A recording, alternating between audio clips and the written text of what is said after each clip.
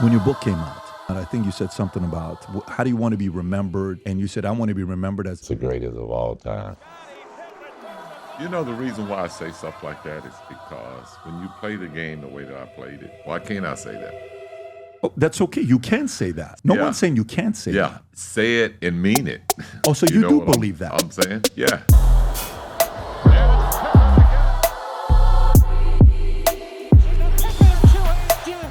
Look at the stats. I got 6 rings too. Look at my accolades. I got defensive player, all NBA. So playing the game the right way and winning means something to me. When's the last time you and Michael spoke? Did it end up being good, the conversation? Good and final. So when you guys played together, how often was it for you guys to have dinner together? Chicago has a lot of great... Scottie, stop it. Scottie, stop it. Would you put yourself ahead of LeBron as a team standpoint? I don't know. Spectacular dunk over Ewing. Pippen enjoyed it for You want individual accolades or you want championships? Because I didn't chase mine.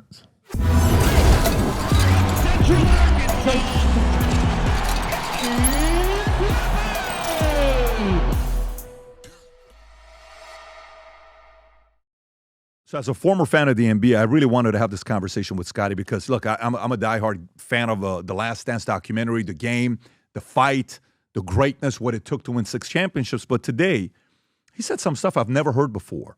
The amount, his relationship with Michael, the last time him and Michael spoke, how many episodes of The Last Dance he watched, and after which episode he stopped watching The Last Dance.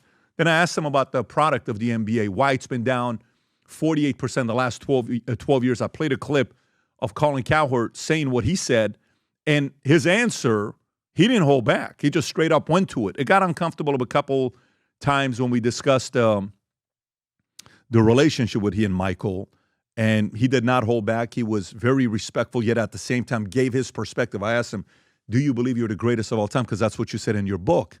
And you have to watch that part. Then a couple funny stories.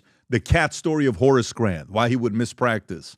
What happened with Isaiah Thomas and how a former guy who is no longer with us, he passed away in 2018, was a big part of influence in why Isaiah didn't play on the Dream Team 1992.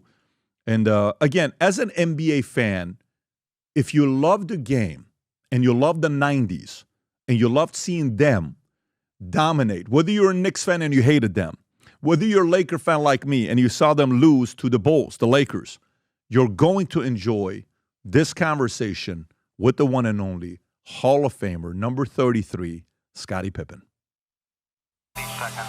Did you ever think you would make it? I feel I'm so close I could taste sweet victory.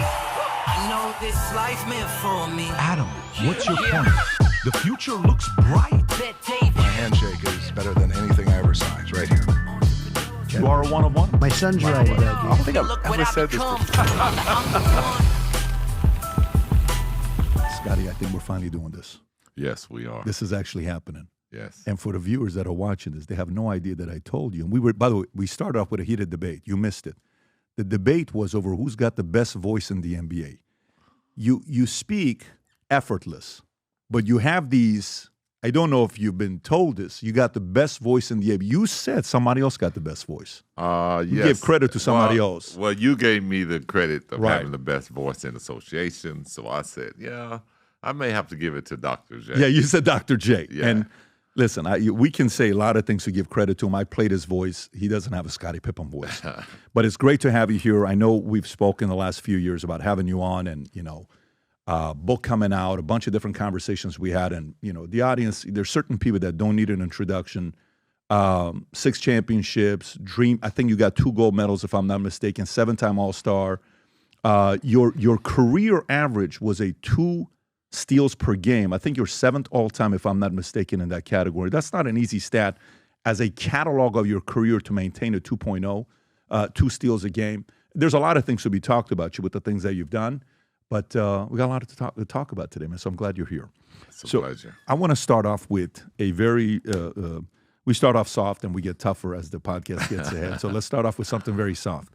So when I look at the NBA, myself, as a guy that consumed the game 24/7. I never missed a game from the day I came to the States, 1990, till 98. I watched everything. I was a Lakers guy. So I'm talking Nick Van Exel, Sedale Treat, if you know these names, Eldon Campbell. I can give you some lineup of guys we watched that Eddie Jones, Trevor Ariza came a little later, but I go all the way back. When you watch the viewership of NBA Finals, you guys, what you did, what Michael did, Chicago Bulls, I don't know what the number is, Rob. If you type in NBA Finals viewership, 38 million, 36 million, 32 million, and then you see the stats today, and the stats come out saying the NBA viewership is down 48% the last 12 years. I no longer watch the NBA, okay? To me, they've lost me as a fan. You, as somebody who was face known worldwide, what happened to the NBA the last 10, 20 years? Well, I feel like that the game changed. It became more of a perimeter shooter game, if I could say that. And I think I remember right when I was leaving the game, early 2000, that the league promoted more scoring. They wanted to get more points up on the board. They felt like that would get the fans more engaged. Tail end of your career. Yes. Okay, I got it.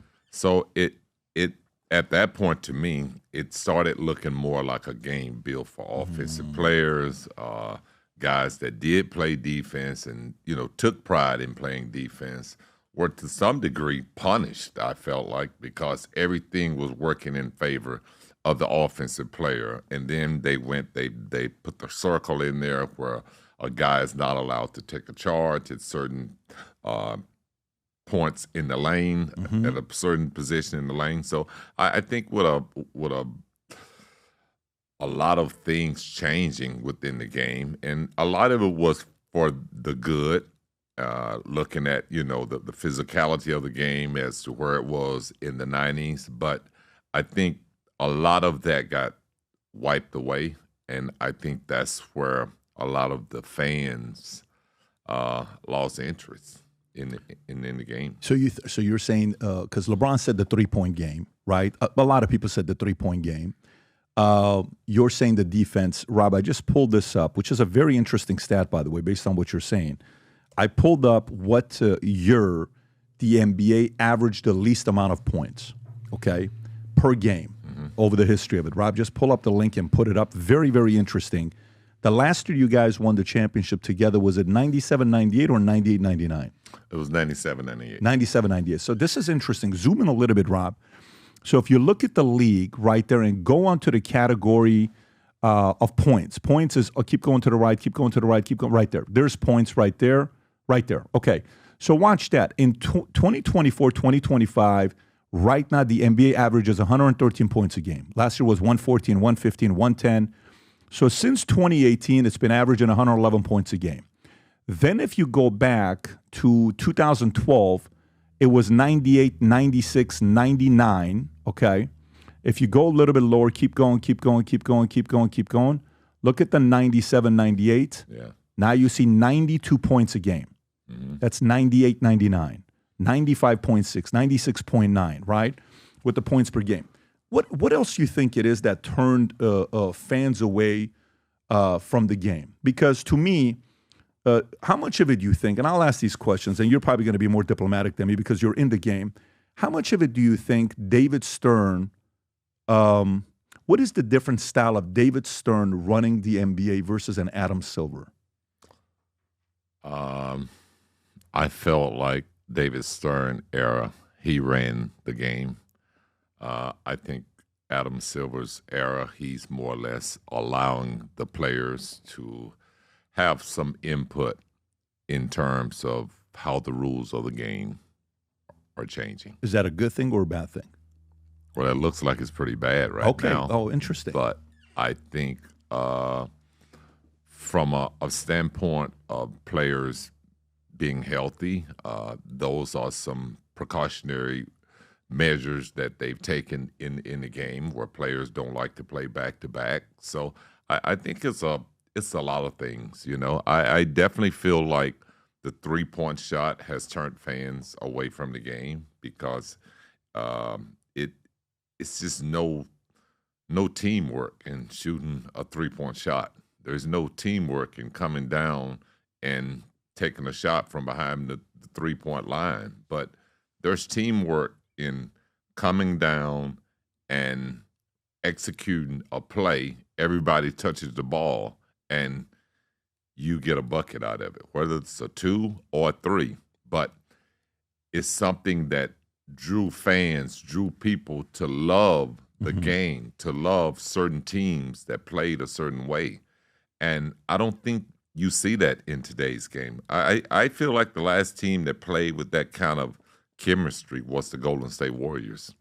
They had sort of a team chemistry where they moved the ball, but it was about a lot of jump shooting, a lot of three-point shooters, but they had the greatest shooters in the history of the game, and they had the greatest shooters in the game at that time. So it was a great sight to really see a great team executing, playing together, and shooting the three-point shot. Well, in today's game, as we watch it, we don't see that great team chemistry of a team that has been doing this and have longevity of success. So it makes it hard for you to lock in and like what you're seeing. Yeah, it's funny. A few years ago, the NBA All-Star, probably 5-6 years ago, I don't know if you remember, Giannis had the team, LeBron had the team.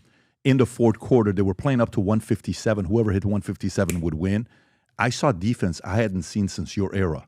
It was amazing. Yeah. Even Kobe would play the defense in in All-Star games. So you would see that element. Himself, McGrady, some of these guys would play. But in that moment, I'm sitting there thinking to myself as a fan, I'm like, why am I liking this? This is freaking amazing. So defense was very attractive to me because it's a fight, right? It's a fight that the other side is putting up. I want to ask you a question. When you were playing and you guys had fans in Chicago, you guys were, can we say that the 10-year run you had, you were like the Beatles? You were like Elvis Presley. You were like, is it fair to say no matter where you guys went, everybody wanted to see you guys? The show in town no matter where you guys went. I would definitely say that's fair, but I would give a lot of the credit to Michael Jordan because of the fact that he had created something with the Chicago Bulls, and that myself and other guys that came along, we built up on that.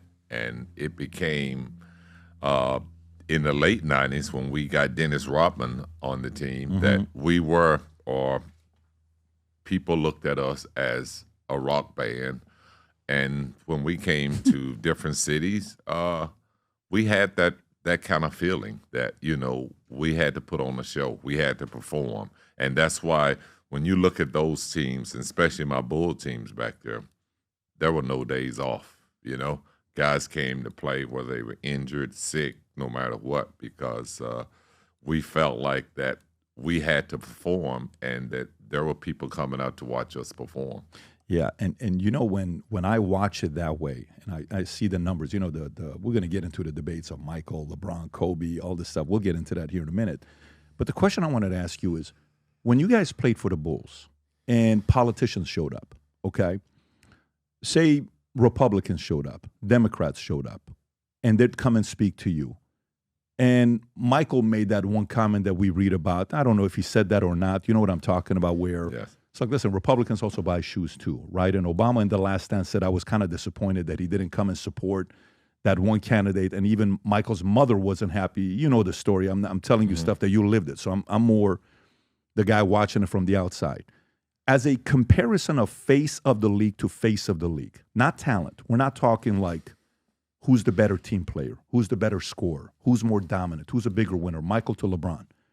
How much of it you think also the face of the league, MJ was the face of the league, then maybe you put Kobe, Shaq the next era, then you put LeBron, Curry the next era. As the face of the league, how much did Michael's approach to the fans cause people to come that could care less about politics, left, right, and center, fall in love with it, versus now the face of the league with social media? Some fans are like, if you don't like me, I don't even want to come contribute to watch a game anymore because you kind of speaking to me in a way that you want to see me come watch and play. That specific debate, What did you notice between those two of gaining different fans? Well, I can say in today's era, especially with social media, players allow the public to know their personal things, whether it's political, financial, family, whatever. They allow the public to get involved in it. So when you ask me to make that comparison with Michael or LeBron, well, Michael never put himself in that position. I mean, his words speak for itself. I mean, he's never gonna put himself in a position where you know his political thinking, his political mindset. He stays away from that. He's a basketball player. He's not a politician. He's not one that's going to get involved in any kind of debate.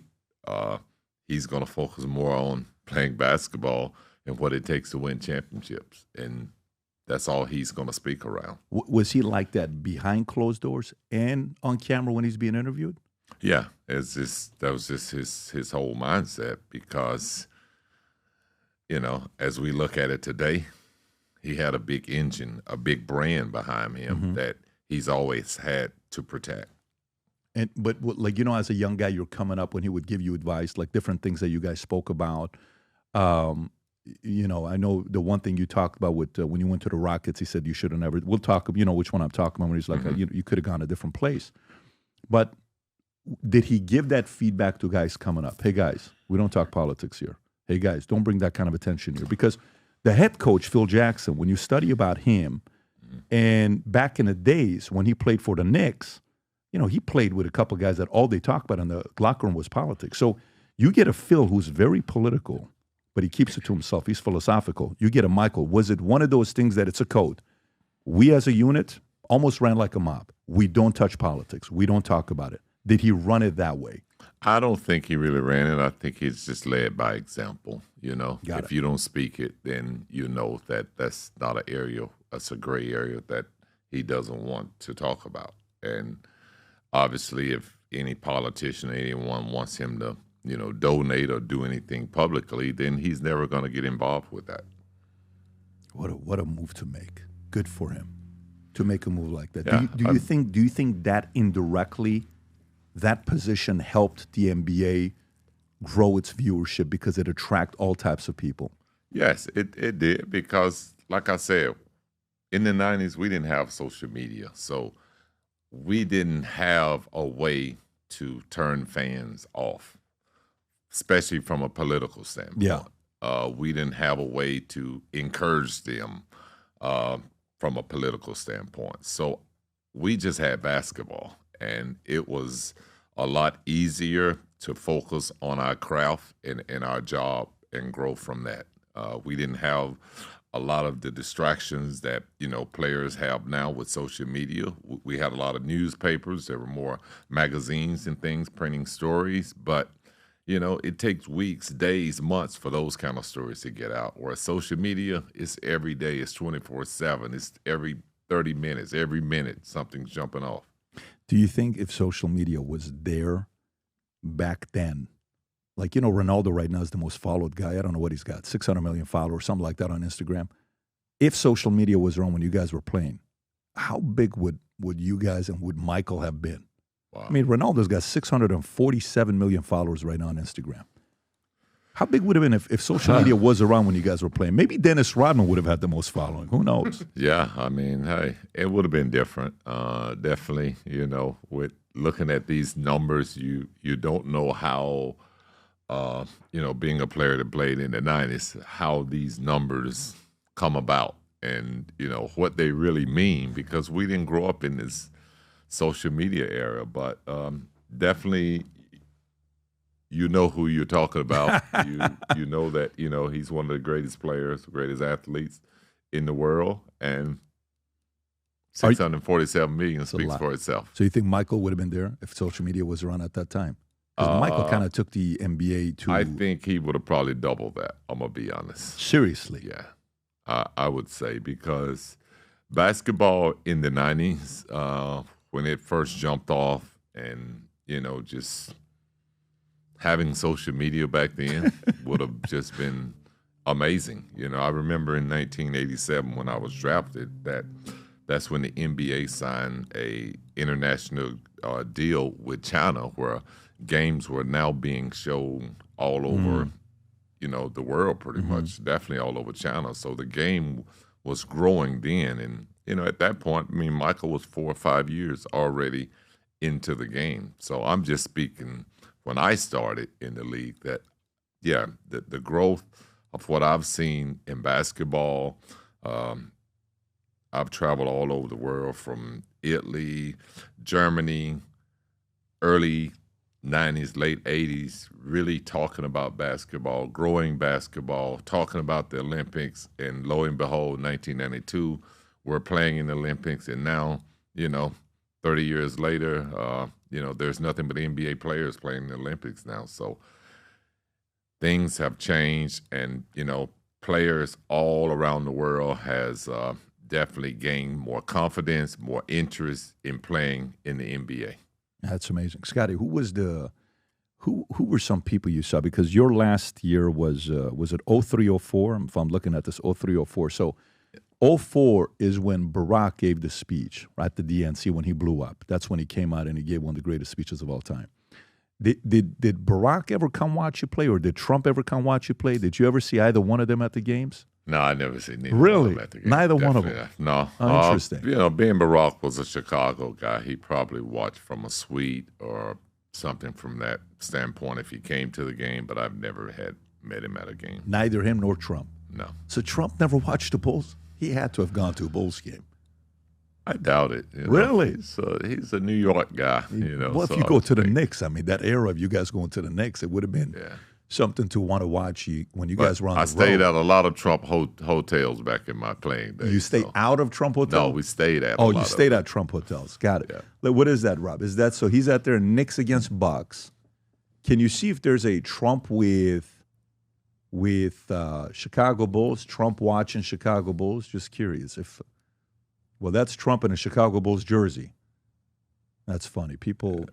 Okay, these are all AI-driven things that you've shown. Yeah, it's kind of hard to find something real. Who was a guy? First time you're playing, you're in there '87. I remember your rookie card, by the way, the rookie Fleer card, right? I remember.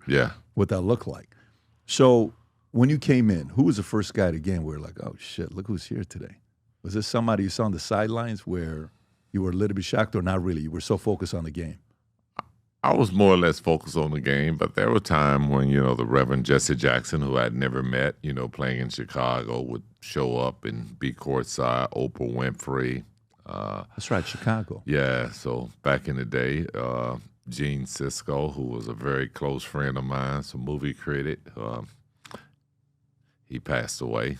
God rest his soul. But, you know, I was never a guy that really focused on who was watching me play. I didn't care who was in the stands. I've always been a player that focused on the game, my team, the success, and how do we win.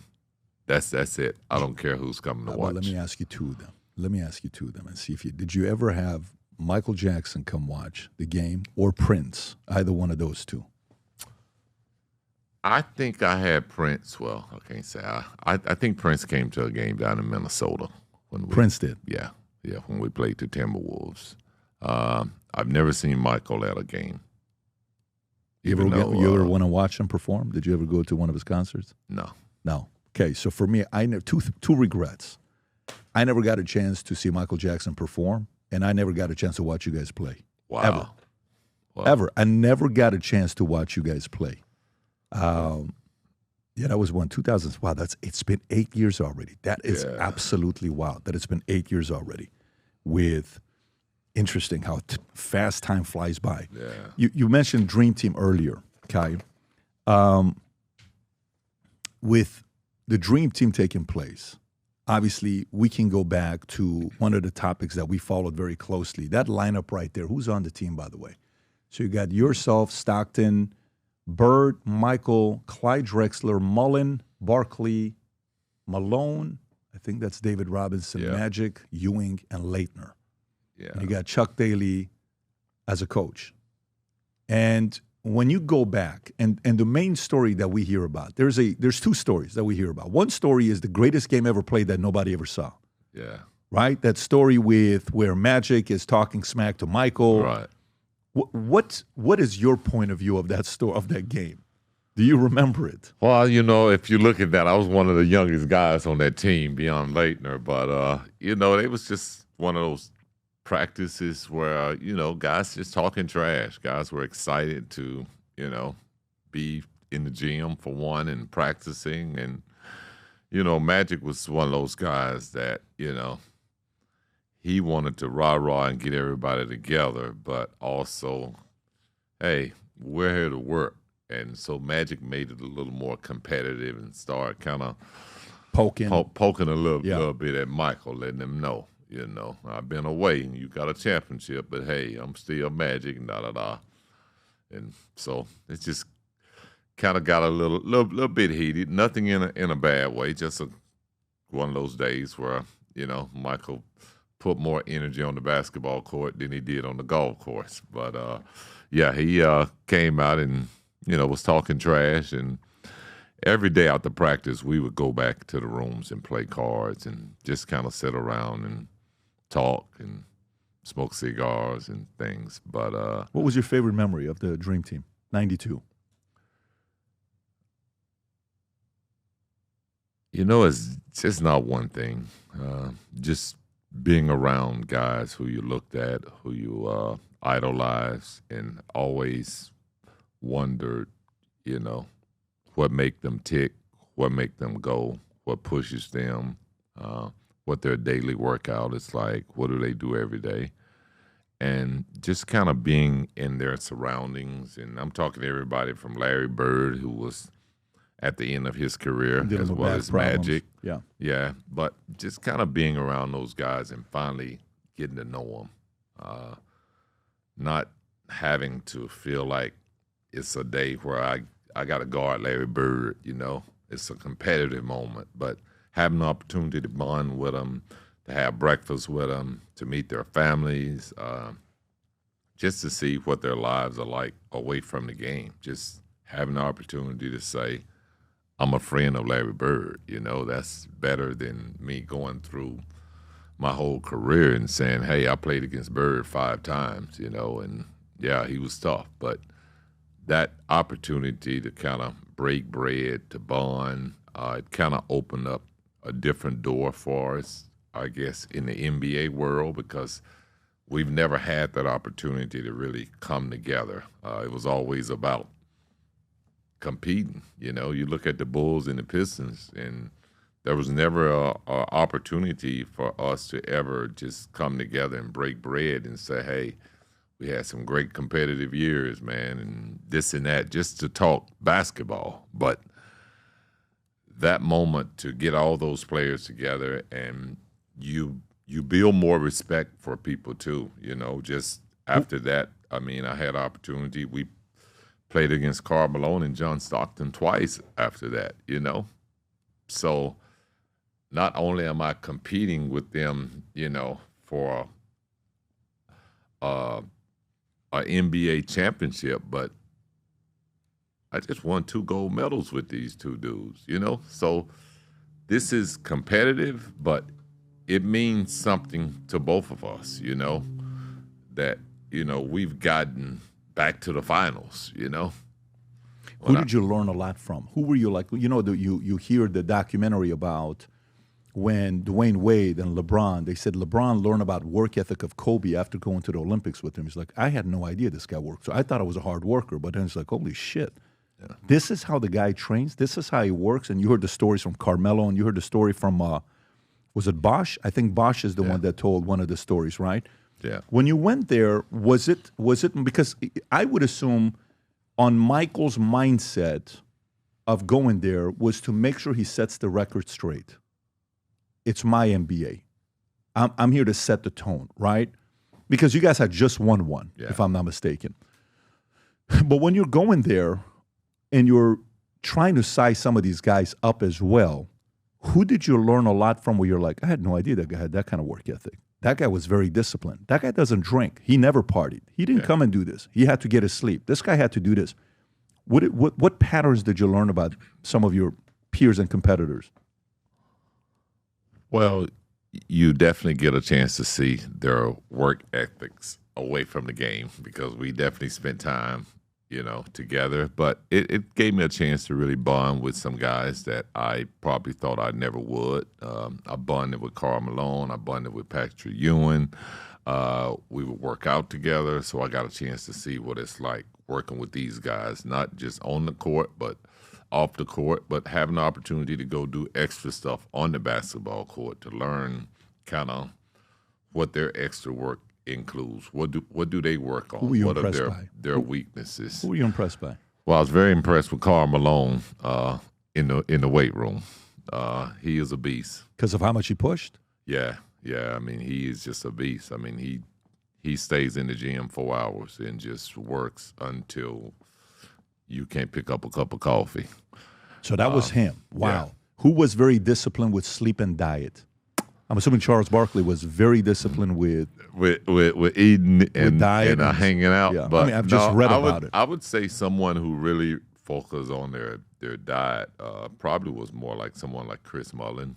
Chris Mullin? Yeah. Really? Yeah, he was and I'm just talking about conditioning. Like this guy, him and Patrick, they were just so focused on their conditioning every day. But Who talked the most shit? Who was like poking nonstop? Like outside of Michael. I'm assuming Michael was nonstop, but who else was like out of control talking smack? I mean, you got Charles Barkley who's doing that all the time, and then everyone gonna always throw up on him. Well, you don't have a championship, and then that's what he have to like tuck his tail between his butt and walk away. But at that time, we still had a lot of basketball left in our careers, so Charles always had the comeback line that I'm gonna get mine. So he was at never this. You know what I like about Charles is, when he, Shaq, and Kenny go at it and they do their debate, right? And he says what he says.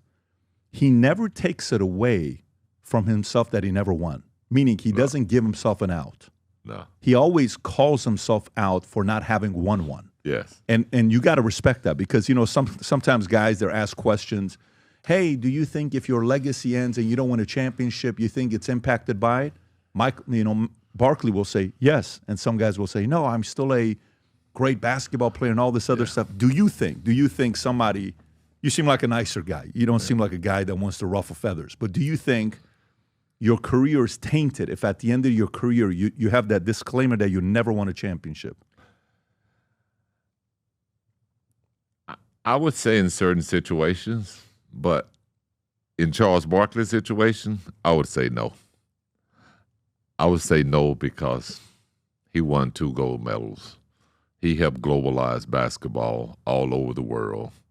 He didn't have to play in but one NBA Finals, and he didn't win, but everybody knows Charles Barkley because of his personality, because of him working on TNT, but really because he was a heck of a basketball player.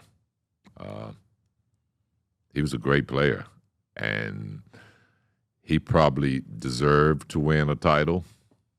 Ran into Michael and the Bulls, but Charles was a heck of a player, and he's had a great career as an analyst as well. Oh, there's no question about it. He on that area, he may be the discussion as the most entertaining one that gets the most eyeballs. He's got to be up there, right, as what he's done with that area of his career.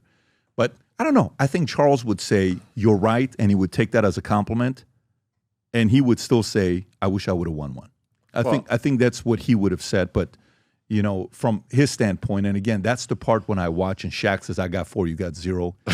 He's such a great example on that side that he still puts the pressure of not having won one. Yes. Chuck. Yes. And by the way, for yourself, with the game that you played, opponent, and staying on this Dream Team side, conversation that we're having,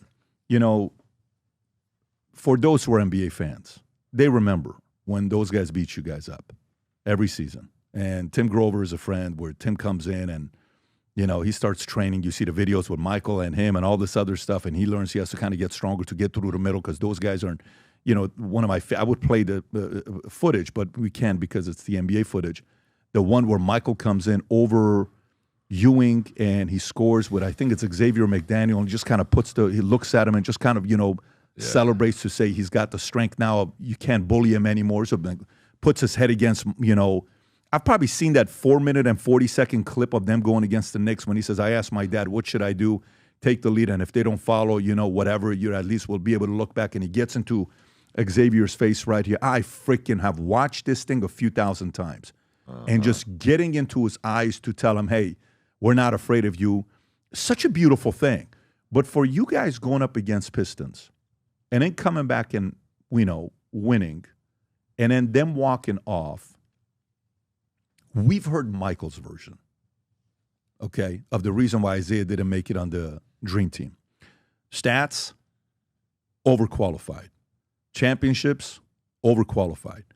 Numbers he put up, I mean, Isaiah Thomas, I think one season put up 38-8 or 28-8. He put up some numbers that just made no sense. Maybe it was even 32-8. Can you put Isaiah Thomas stats? Just type in Isaiah Thomas stats if you could. And go down to, keep going lower. Let's see. Let me see what the points per game is, Rob. If you can zoom out a little bit to see points. Go lower, 28-8. He had one season that the numbers, and maybe that's Larry Bird that put up the stats like that. But this guy was a two-time champion. Yeah, I mean, his numbers are based on his scoring and his assists. So when insane. you're having 20 points and 10, 11, 12, 40. 13 assists, right, then that's 30 points. Did you know the story that what he did that day, not shaking hands, getting off the field, lamp beer, all of that stuff, you knowing Michael, you're like, yeah, he's not going to be on the – did you know that story behind closed doors? You know, when that happened, that had nothing to do with the Dream Team. That was in 91. That was our first title. So I don't even think I was on the Dream Team at that time. The Dream Team stuff came up in 92, or, you know, right as that season was starting to get underway. But I'm talking like Isaiah not being there, and you guys are playing, you know, and the guys are talking to one another. Some guys are also kind of like, wow, he's here, but Isaiah's not here. Was it a known fact that Isaiah wasn't on because of Michael? Because the coach was, I mean, who was your coach? You guys had the coach that. I think it was a known fact that he wasn't on the team. I can't say why he wasn't on the team. I can't even point out that say that any individual put him off the team. You know, basketball is a game built on relationships. And that team was put together based on relationships, players that they felt could get along, players that they felt could play together, and players that they felt like could contribute in the right way to win a gold medal. And you know what? Dominique Wilkins was left off of that team. And I personally feel as bad as anyone to see a guy who I idolized, who I looked up to, who I guarded, who I defended numerous amount of times, not be a part of that team. But I didn't want to sacrifice my seat to give it up to him. But with all respect, I felt like he deserved to be on that team as well, not just Isaiah.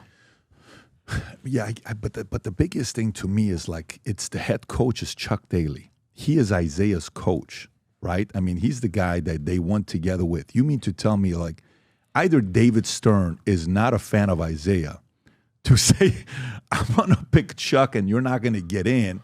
I mean, that's like so to me, it almost has to be a David Stern thing that says, you didn't represent something like this. You disrespect the NBA tradition. I'm going to not put you there, and I'm going to put your coach and Michael, and this will be a taint as the greatest team ever put together you want a part of. That's what I'm trying to say, because I see David Stern as a boss. I see him as I will not let you say that, because I don't think that would be fair. David Stern has nothing to do with USA basketball. So you don't think so? I will correct you on that one. No. He gave them the nod that they could use NBA players, but I don't think when it comes to picking the team, selecting the players. So as an amateur here, I don't tell think me, that the educate me, commissioner. who picks the teams? Well, it's the people at USA Basketball, and Who was running the USA Basketball at the time? This is something like, for me as a fan, I'm so curious. you're gonna Scott, have to driving do me your insane. research Yeah. there. And figure out. I feel like listen, I feel like your CM Newton. USA Basketball 1992 CM Newton. CM Newton. Okay, so that's his name. CM Newton was the president of basketball in 1998 U.S. Basketball. During this tenure, he was instrumental in the decision to allow professional basketball players to come to summer, which led to the creation of the Dream Team. He served as the assistant coach of 1984 Olympic gold medal. I think Jordan was on that team, if I'm not mistaken, and was a major influence in the 92, served on NCAA committees, coached at Alabama Vanderbilt before coaching, played basketball, football, and baseball at Fort Lauderdale High School. Shout out to Fort Lauderdale. Yes, sir. Played Shout on out. state championship in basketball. So then I got to, Rob, you got to do this because Scottie is now trying to turn us into a research team. Did C.M. Newton influence Isaiah Thomas from not making the Dream Team? Maybe even ask ChatGPT. Maybe Dream Team. What is it? AI answering this Well, now? let's see. Yes, according to reports, C.M. Newton, who was the head of selection committee in 1992, is considered to have a role in Isaiah not being selected, as there were strong indications that Michael Jordan, the key player, and so on, would not participate if Thomas was on the team, and Newton reportedly facilitated that decision by not pushing for Isaiah's inclusion. Michael Jordan, most accounts point to Michael Jordan's alleged opposition to Isaiah Thomas being on the Dream Team as a primary reason for his exclusion. How close was C.M. Newton to David Stern? Were they friends or no? I don't know. I would have to say there's probably some respect there. Got it. But yeah, that's the guy that put the team together. So Well, if I you see know, a pattern, when people say Michael did this or they didn't put him on the team because of the Bulls, whatever, C.M. Newton was a fan of the game, just like you were. He saw the bad blood between the Bulls and Pistons. So how can he put mix oil and water together? yeah, but let me tell you, if you really want to get back at Isaiah, you pick his coach and you pick Michael, and you have videos circulating all over the world of Chuck and Michael golfing.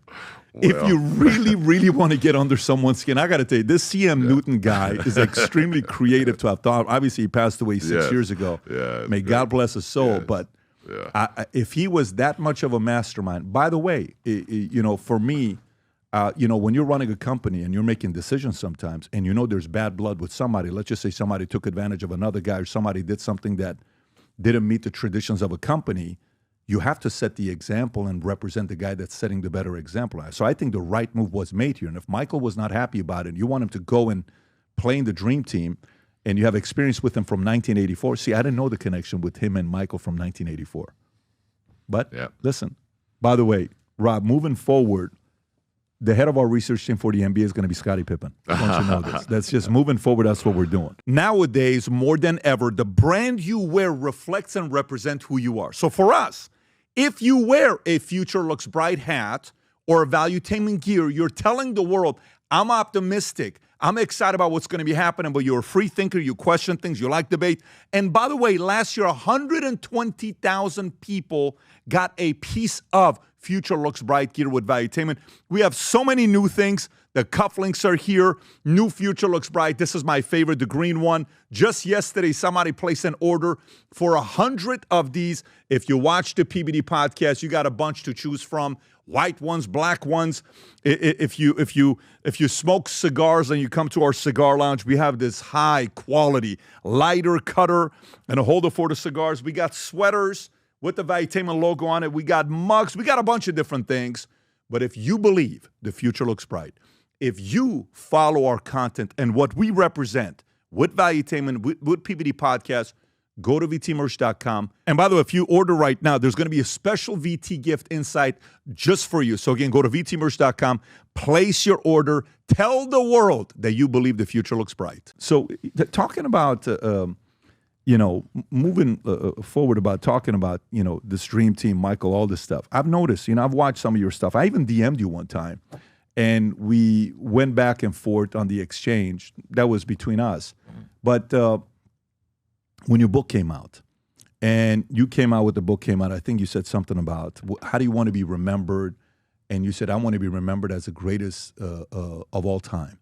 And this was the Unguarded, and this came out November 9, 2021. If I'm not mistaken, The Last Dance came out during COVID. Was it April of 2020? I couldn't even tell you when The Last Dance came out. If you want to type in The Last Dance 2020 premiere, there it is. Okay, April 19th, 2020, which, by the way, the timing of that documentary couldn't have been better than the way it did right after COVID, because we all watch a Sunday night, 2 episodes for 5 weeks straight. So you were glued to the screen, 8 o'clock East Coast till 10 o'clock, and I'd bring the guys to my theater room. We'd sit there, watch that documentary together. It was epic. But when you said that, this is the one part that I'm really curious from your end. You said, I want to be remembered as the greatest of all time. And there was kind of a little bit of the conflict where you were not happy about The Last Dance, about the stuff that was said, and maybe not enough being covered with you guys. You saying, I want to be remembered as the greatest of all time, how much of that was really what you believed in? How much of that was you trying to sell a book? And how much of that was somebody behind closed doors flattering you, saying you didn't get enough credit for what you did during the Chicago's run? I think it's just me believing in myself, in the way that I played the game, that I did it the right way. I did it where I won. I played the right way. My teammates loved the way that I played, and people, my peers, respected the way that I played. And I feel like that I got out of the game everything that I put into it, I was a guy that, I was a walk-on, I was a guy that went to 3 camps just to get drafted and end up being the 5th pick. So I feel like the work that I put in over 15, 20 years, before and during my professional career, that I played the game the right way, that I played it where I showed younger players how to be successful and how to enjoy the game. I showed men's, women who is not as athletic how to play the game and to play it the right way and to play it from a team standpoint. Yeah, but to say you know the technicalities of this game, and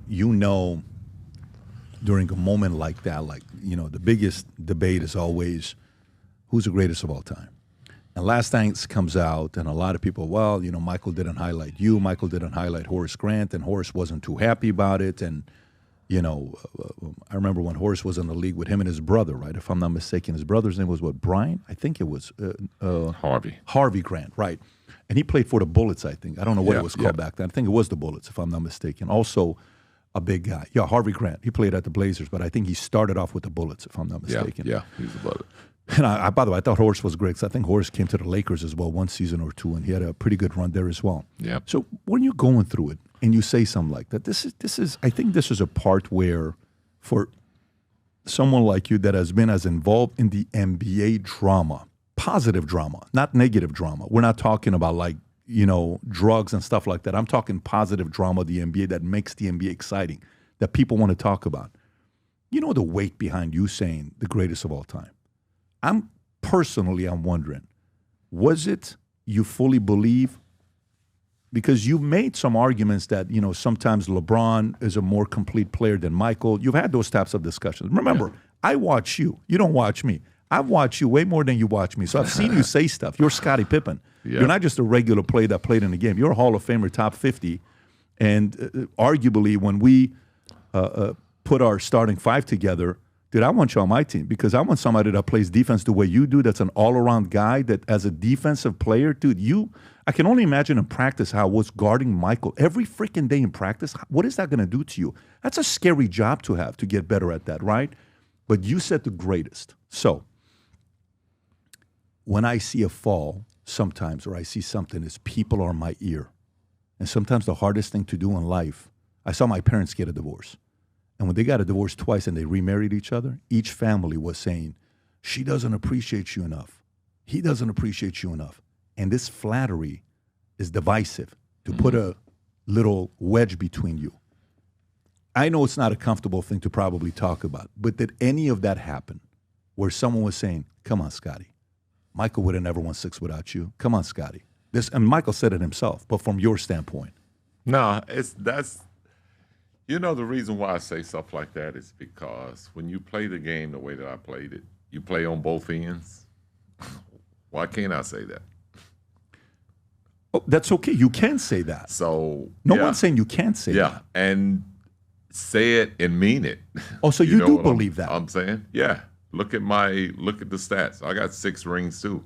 Look at my accolades. I got defensive player, all NBA. So playing the game the right way and winning means something to me, and it meant a lot to me.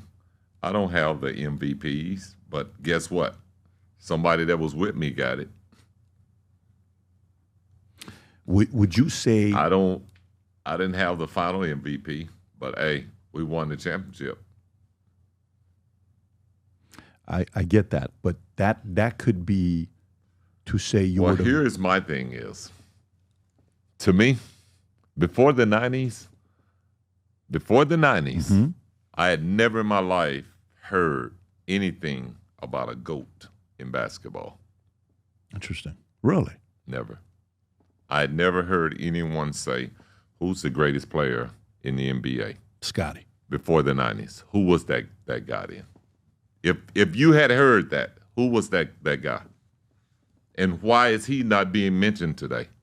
I would say the debate pre-90s, you got to realize, I'm in the Middle East during that time. I understand that. So the greatest basketball player in Iran was probably a different guy. But if I were to say the discussion, when I hear that one time that I don't know if it was NBA was celebrating the top 50 greatest players of all time, and Wilt and Michael are in the corner having a heated debate. This is a story I've read about. I don't know if that's true or not, but I've read about it in many different places.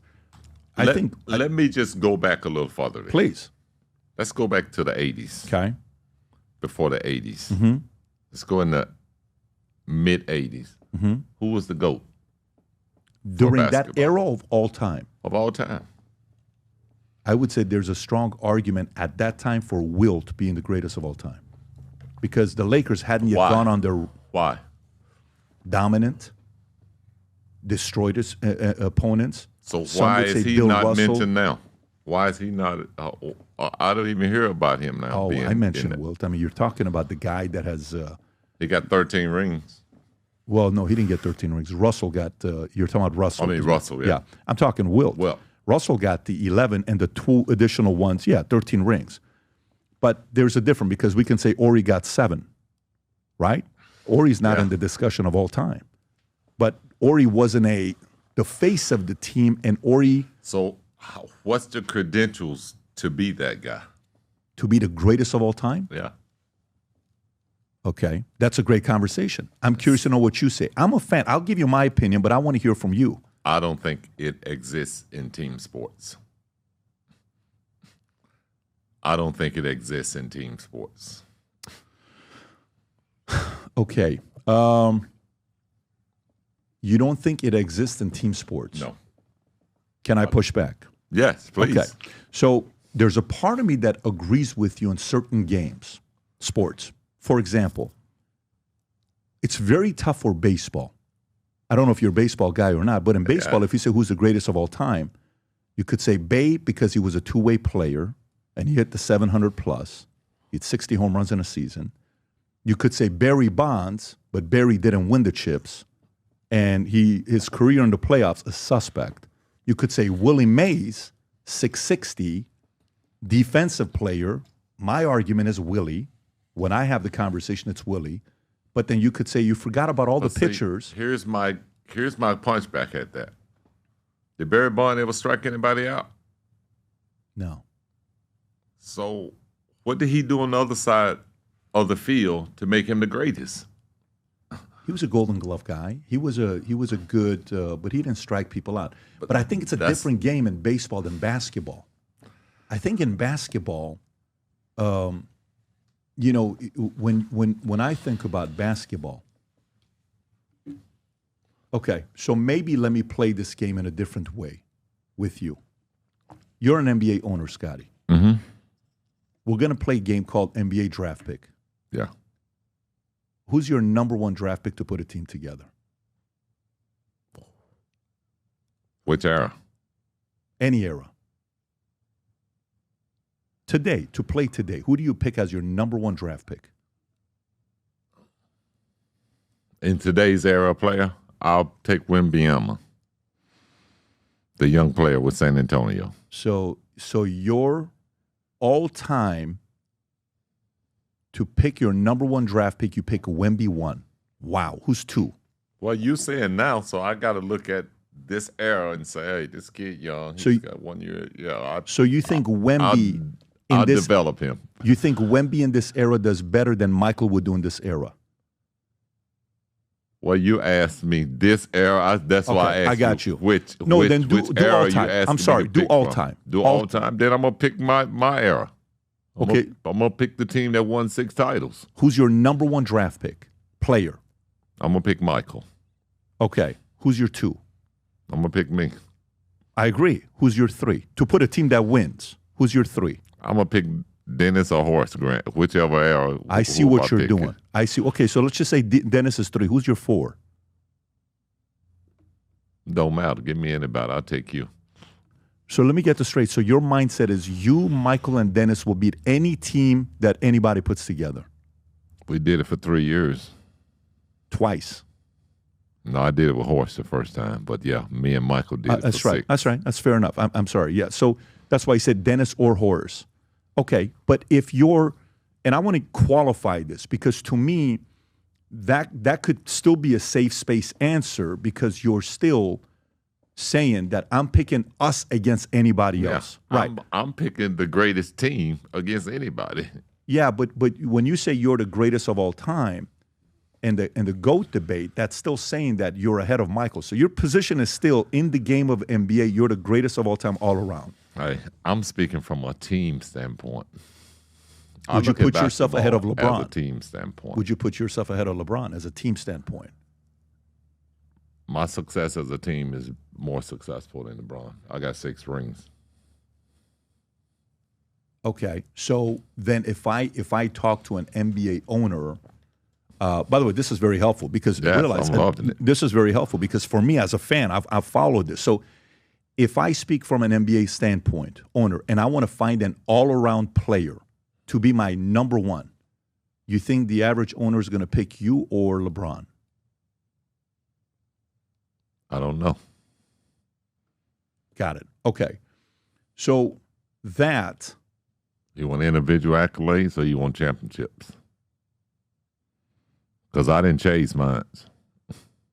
Okay. And that's an argument that LeBron went to Miami. He went back to Cleveland to win with Kyrie, and then he went back to LA to win with Anthony Davis. All are, Michael never had teammates like that, and you had Michael as a teammate. But in this specific context, Scottie, I think this is very important because I'm really trying to understand your position. Is specific with you against Michael. You're still saying Michael's the greatest of all time, but maybe you're saying you're the greatest teammate of all time. Would that be a better way of qualifying it? I would say, if you want to say it that way. But again, team sports to me, there's no GOAT. There's great teams. But as an individual, you got to go to individual sports.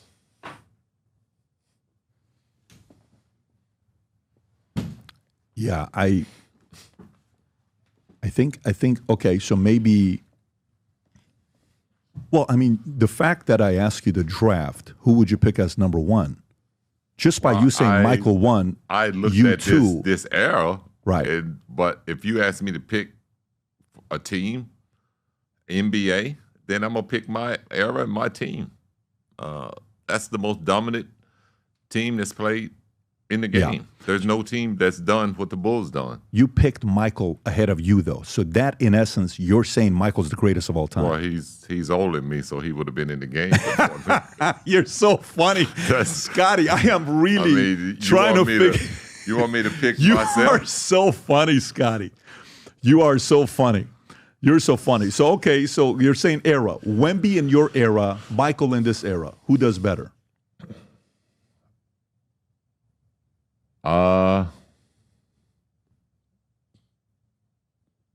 in this era and Michael in this era? So, no. Wemby goes to your era. Oh. And then Michael comes to this era. Who does better? Probably Michael.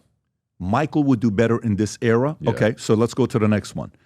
LeBron in your era with Michael. Michael in LeBron's era. Who does better?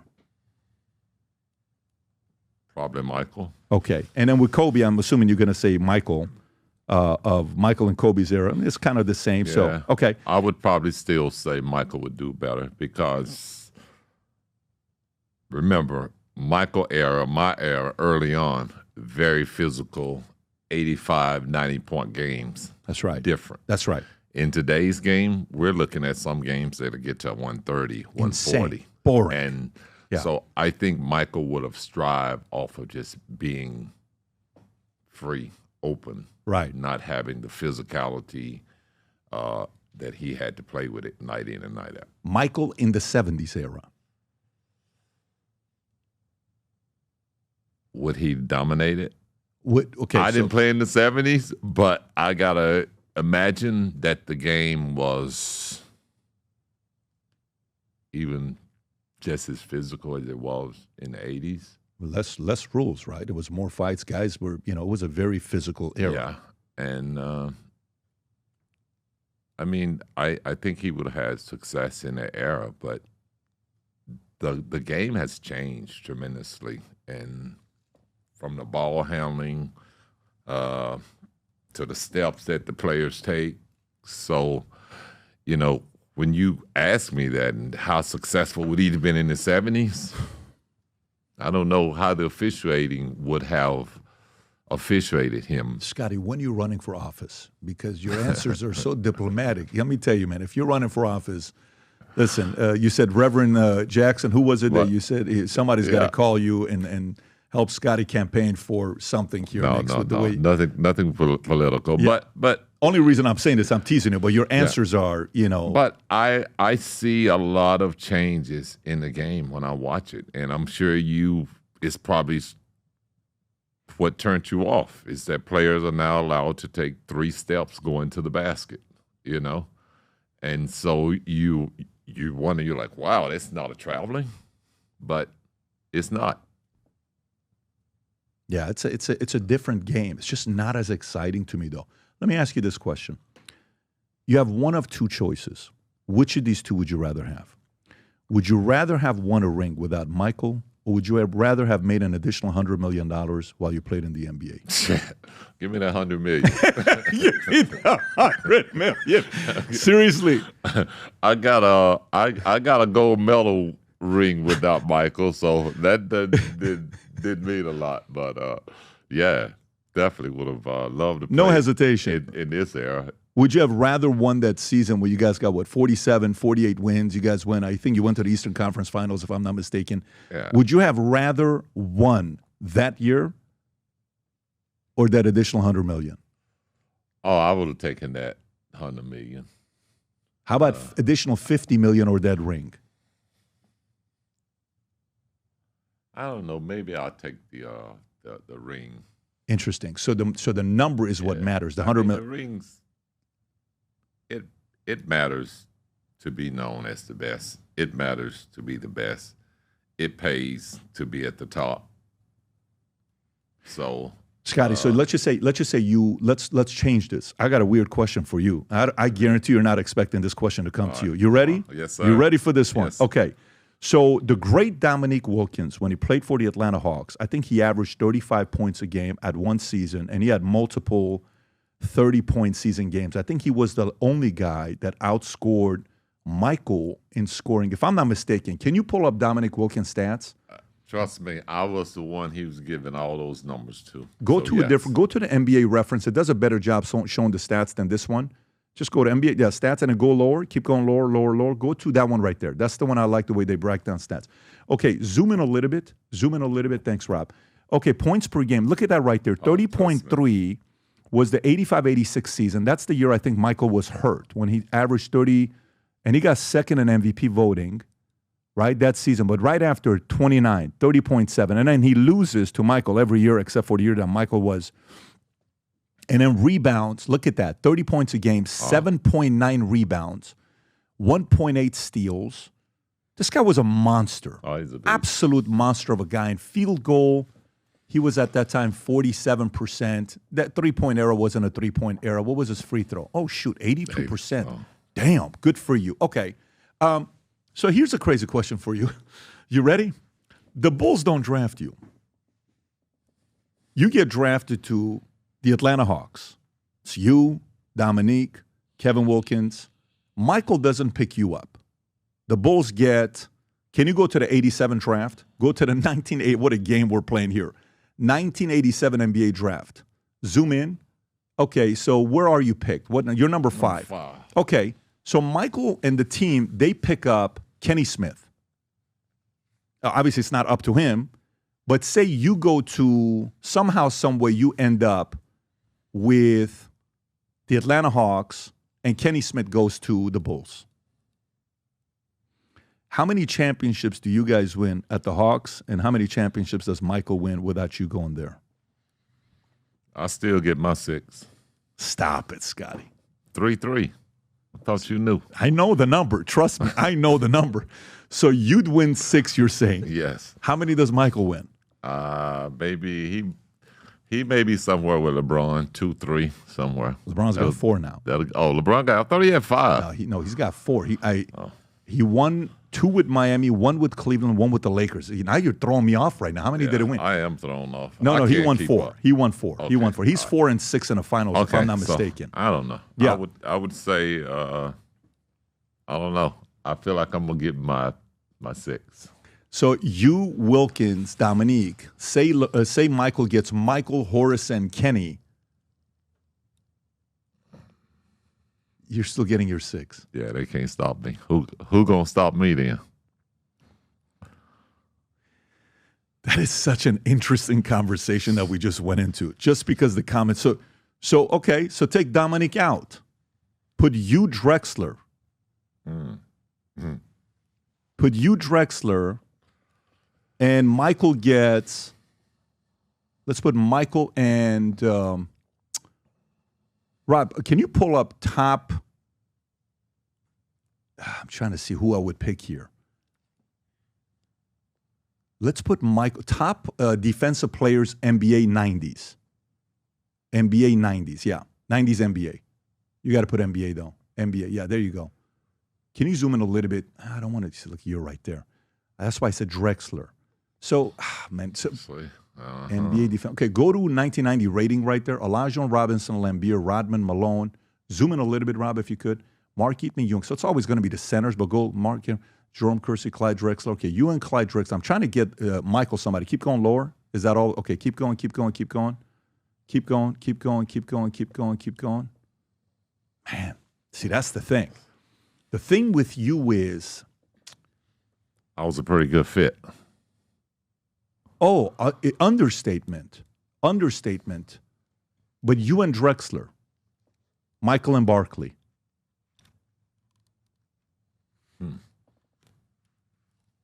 Because Barkley was a BMF. Oh, he was a beast. You and Drexler, Michael and Barkley. Who would have had more chips? I don't know. I think me and Drexler might get him. Stop it. I don't know if Michael will be able to keep his thumb on top of Charles. Really? Yeah, I don't know if he can hold Charles down. Meaning keeping him coachable? Yes, for a season to win a championship. I see what you're saying. Okay, so keeping him disciplined to be a good Robin. Yeah. Very interesting that you're saying that. I still like my chances. This just got very interesting for me. Okay, so disciplined Michael and Karl Malone. You and Drexler. Because Karl Malone's disciplined. Yeah. He scored 32, I think 30. I may give them the edge. You may give him the edge. Yeah, Carl's a tough matchup. Okay. This just got very interesting, Scottie. Yeah. So,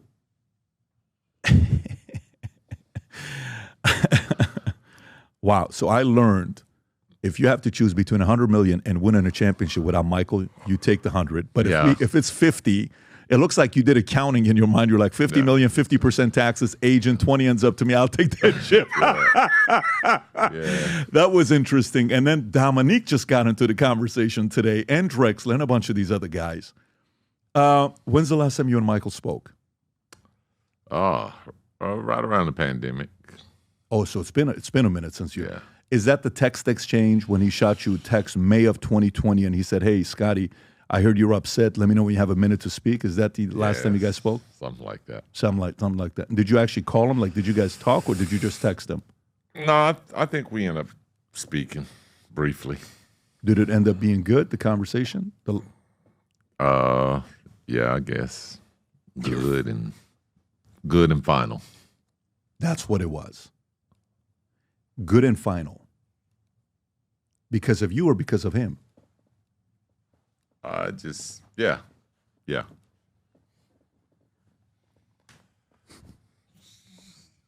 I don't want to pick because of who. It's just Got it. good and final. What's more likely to happen? Me going to Carbone in the next 5 years. Carbone in Miami. I don't know what's your favorite restaurant.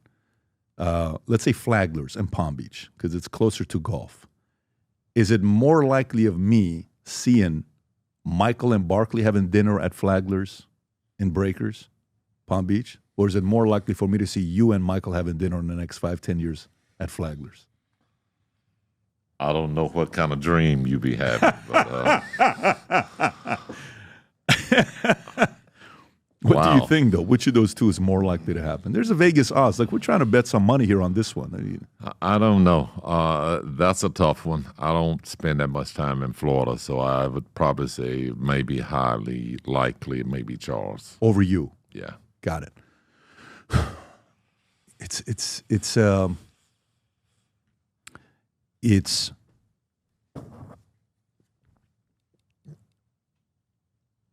that's wild. And would you say a big part of it is The Last Dance and how that was portrayed? Would you say that was it? Would you say, because I sit there and I watch, for me, Kobe. I had Kobe at one of our events, the late Kobe. I love Kobe. Kobe and I are 6 weeks apart, our birthdays, and Wow. I watched him play. We had a relationship at the tail end of his, not even career, his life. And it was a great moment. And he said some stuff about Shaq, and then Shaq and I had a conversation together years later, and it was great. And my son, till today, he's met a lot of different people. His favorite athlete he likes to talk about is Shaq. Shaq is his, Dylan loves Shaq. Yeah. That's So, and then when you saw that one interview with Shaq and Kobe, they're sitting across from each other, right? That conversation that took place. And then you saw one with Magic and Isaiah. I don't know if you remember those interviews that they did like 10 years ago, something like that, 8 years ago, 10 years ago. It was great to see Shaq and Kobe together. It was great to see It was awesome. Isaiah and Magic together, where Isaiah got emotional and he got up and they hugged each other, and that whole thing with the two of them. Why is the tension so high with anything related to Michael? You and Michael, Barkley and Michael. Well, I don't know. I mean, I just think that Michael is a very difficult person to deal with. I played with him for years, so I know that, when it's time for you to move in your direction, then go in your direction. Don't sit there and try to procrastinate or stretch it. That the relationship is not where it was or not what it used to be, and it's never going to be the same. So why try and make something out of nothing, or try to make something that was never there? So, yeah. Great teammate, but we just never were great friends. Never, even when you guys played. No. So when you guys were at the Dream Team, that one clip when Ahmad Rashad asks and says, you know which one I'm talking about, when Ahmad says, hey, Michael, question for you. 3 seconds left, fourth quarter. Who do you want to get the ball to go shoot whatever? And he says, me. You know which clip I'm talking about? He says, Ahmad Rashad, and he says, yeah. No, you. He says, yeah, what kind of a question is that? And then you guys are getting off the bus. He says, Scott, this is the one right here. I don't play the clip. Actually, you know what? You may be able to play the clip. Yeah, play the clip here. Do we have audio or no, Rocks? I can't hear that. Back up a little bit. Dumb question. Who would take the last shot? Me. That's a dumb question. Me. So, and then if you want to pause it, and this is, I think it's the right moment while you guys are getting off the bus and saying, where's Scottie? We got to go play golf. Where's Scottie? I think he's having that conversation. Did you guys golf a lot together or no? Never. You guys never golf? No. So who was he talking about to go golf with him, Rob? Wow, you guys never golfed together. No. So when you guys played together, how often was it for you guys to have dinner together? I mean, we may have like a pregame meal or something like that, but it's always a big party of people. How many times did just you and Michael have dinner in Chicago? Chicago has a lot of great. Scottie, stop it. Scottie, stop it. Never. You and Michael never had dinner together one-on-one? No.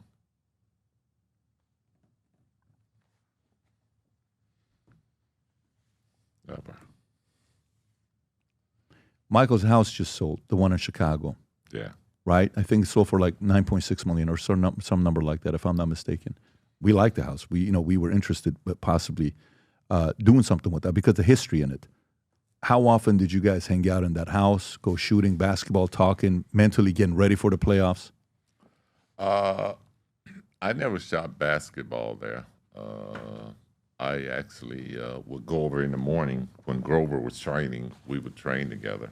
Scottie, can you get the mic a little bit closer? I'm sorry. Yeah. I was actually, I would train with Michael, I guess the last 3 championships that we won, we trained together at his house. But other than that, we didn't really put a lot of time in away from basketball. Most of our time was spent, whether we were working out or on the practice floor.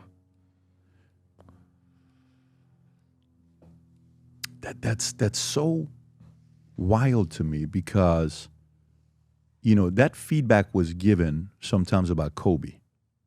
That Kobe wasn't a guy that hung out with his teammates. First run that he had. And then Phil, the story about Phil brings Michael in and he says, hey, Michael, I want you to meet Kobe. And Kobe says, I'd beat you one-on-one if we played one-on-one, right? That exchange. And then Kobe eventually, you can tell, him and Pau became best of buddies, brothers, family. You see Pau with Vanessa, with family. It's emotional, all of that stuff. Wow, that's hard to believe, Scottie. Would you say he was such a? Oh man, that's because sometimes when a guy is such an alpha at the highest level, the idea sometimes to lead your guys is be close enough to influence, but far enough to not make them too comfortable with you. The Prince Machiavelli talks about that. A lot of leaders talk about that, and it doesn't make sense to the average. It's kind of like, what are you talking about? Is go build a relationship, go build a bond, et cetera, et cetera. Some guys go that route. I wonder how much of that was more from his analysis of, listen, I'm above. I'm the leader. I'm the head guy here. And he didn't want to get too close to his guys, especially if you're saying you guys never had dinner together, Scottie? No. And you never golfed because you weren't a golfer? Are you a decent golfer? I think a little bit of both. I'm decent, Okay. but I didn't really care for the game much when I played. When season ended and it's off season, how often did you guys hang out in off season? 0. Who was your guy? Was it more Horace? You and Dennis? You and Probably BJ more Armstrong Horse when I was there. I was probably more Horse. Who was close to Michael on the team? Him and BJ were close. I mean, when he came back to that one practice when BJ and him speaking and saying, hey, come and shoot a little bit. I don't know about that one, but if you say so. Well, no, listen, if I'm saying it, I'm just saying it because Yeah. I read about it. I don't know if I have the credibility of having been there. I just read about it. Yeah. I mean, there were times when guys that were brought in that kind of bonded with Michael, Sam Vinson, Darryl Walker, but those were veteran players that had been around him probably previously, probably from college. But as far as players that he played with in the 90s, he didn't really bond with players on that team. But I thought he was good friends with Oakley. I thought him and Oakley were very Oakley wasn't on that team. but Oakley from the beginning era when he was coming up. Wasn't Oakley one of his teammates when they got rid of him? He was upset about it because he liked Oakley and they had a friendship together. Yeah, that's the story that's was told, but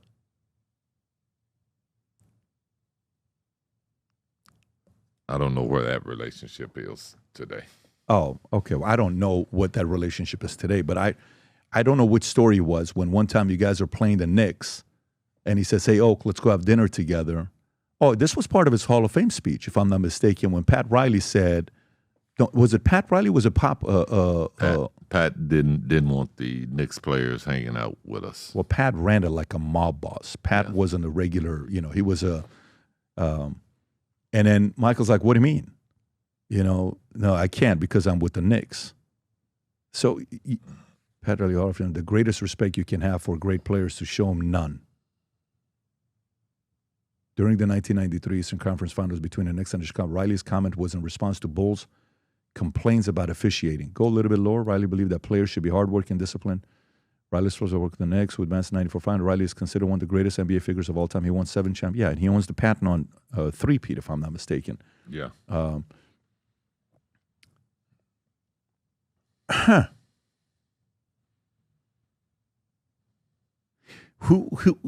Rob, who was Michael's best friend in the NBA? I don't know. You got Charles Barkley. While they played. I don't know. By the way, so we can, transition to the next story, but I'll tell you how I process this. And Scottie, whatever I say, please tear it apart. Don't just kind of let me get away with saying this here. Okay, I want you to tear it apart and say you have no clue what you're talking about. So there's no way a guy does what Michael did. The number of scoring titles, Finals MVP. One guy who was the MVP, Finals MVP, Defensive Player of the Year, and he's only 4 people have ever done that, and he's the only guy that's done it 4 times. The one that we all read about and we all see about. And a number of seasons, he played 82 games, and the phrase about the fact that I'm not going to miss a game because a father, maybe the only game he's bringing a son over to the game, that I'm going to go out there and give my best because I owe it to that father that brought his kid. And being a guy that was a sportsman, the face, taking it to different eras. There's something that he said at the end of The Last Dance. And I'm curious to know how you process this because I don't know if anybody's asked you of this. Remember at the end when he gets emotional and he steps away and he says, look, if you can't understand me, that we did this and I wanted to win and I wanted to do this and da-da-da-da. And that was the only time that he got emotional and he got away. How did you process that moment when he's looking at that iPad and he's kind of giving a message and he needed a break? I didn't see it. You don't watch The Last Dance? I didn't see that part of it. So you didn't watch all the 10 episodes? No. After what episode did you stop watching it? Probably, I don't know, probably 6, 7. The Kukoc episode. Yeah, something like that. You saw that episode. Was that the one where you're like, you know what? Screw this, I'm done. Yeah, I didn't want to see it. My kids got turned off on it, so it's kind of turned me off. So I didn't have any interest to watch it anymore. Yeah. Well, very interesting. Very interesting. But to me, sometimes it's when a guy that comes in and is the lead dog and got a lot of the thorns that came his way, it's very hard to be a Michael. And I think it's also very hard for anybody to understand Michael. Anybody to understand Michael. I think there's only a few guys that can probably expound on that to understand the level of, craziness to compete and the drive. And it's not a, I don't know how many people you can put in that to compare it to. Maybe a Brady and a couple other guys that, that's so interesting. I just learned a lot, Scottie. Oh, yeah. Well, I will say Michael, he was built different. Competitive 24/7. Not too many people are built like that. I agree. Willing to compete at any level and at anything. So when you look at these players in today's era, being LeBron, there's really no comparison when you talk about the level of competitiveness. Michael bunched up all of his competitiveness and sort of exposed it out to the world within 12 to 14 years. We saw his whole resume, his competitiveness, his drive, his will to win, what he's want to do. When someone like LeBron has to spread that out for 20-plus years, it's not the same drive. It's not the same fight. It's not the same hunger. And so when people try to make those comparisons of those two players, it's like talking to someone in the front seat and the back seat. They ain't even in the same lane. Did you see today? By the way, what a freaking point you just made. Condensing time frames. I don't know if you saw the stat today. Who posted it that said, yes, LeBron may have passed Michael in the most 30-point games. It'll take another 32 years to pass Michael in 40-point games, right? Yeah. It's like, it's not even worth talking about. The two of them. When you ask who's better, LeBron or Michael, you can't ask me who's the GOAT between LeBron and Michael. Neither one of them are GOATs. They both won differently. You can't put them at the top of the pinnacle. Magic Johnson, to me, is a bigger GOAT than anybody because of how he led, how he brought a whole team, how when the greatest scorer in the game, Kareem, was not there, and him as a rookie center steps in and plays a position that no one even knew he could play. That's transcending what you can do as a player. Yeah, that's why when you ask the question, how do you define it for GOAT, your definition is very different. To me, the definition of comparing a LeBron versus a Michael,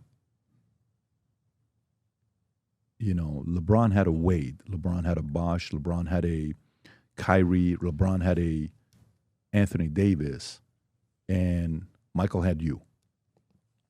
It's a different game, too. It's a different game, too? I think for me, LeBron got lanes every night. When we played, there were no lanes. Wasn't nothing but hardwood floor. If you go to the basket, you're going to hit the wood.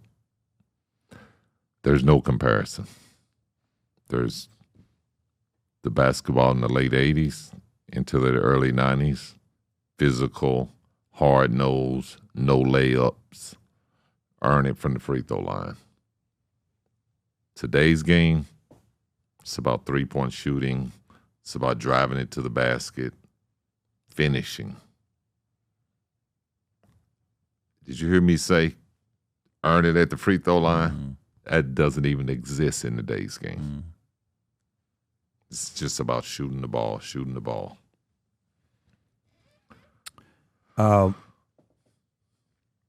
You said one time when you had a conversation with Michael about when he went to the Rockets and Barkley was a teammate and he said something to you. He says, I probably should have listened to Michael a year ago when he said that Charles will never win a championship because he doesn't show any dedication. He's a very selfish guy. He said all this stuff to you, right? That's my reason for wanting to get away from playing with him because he just doesn't show the dedication.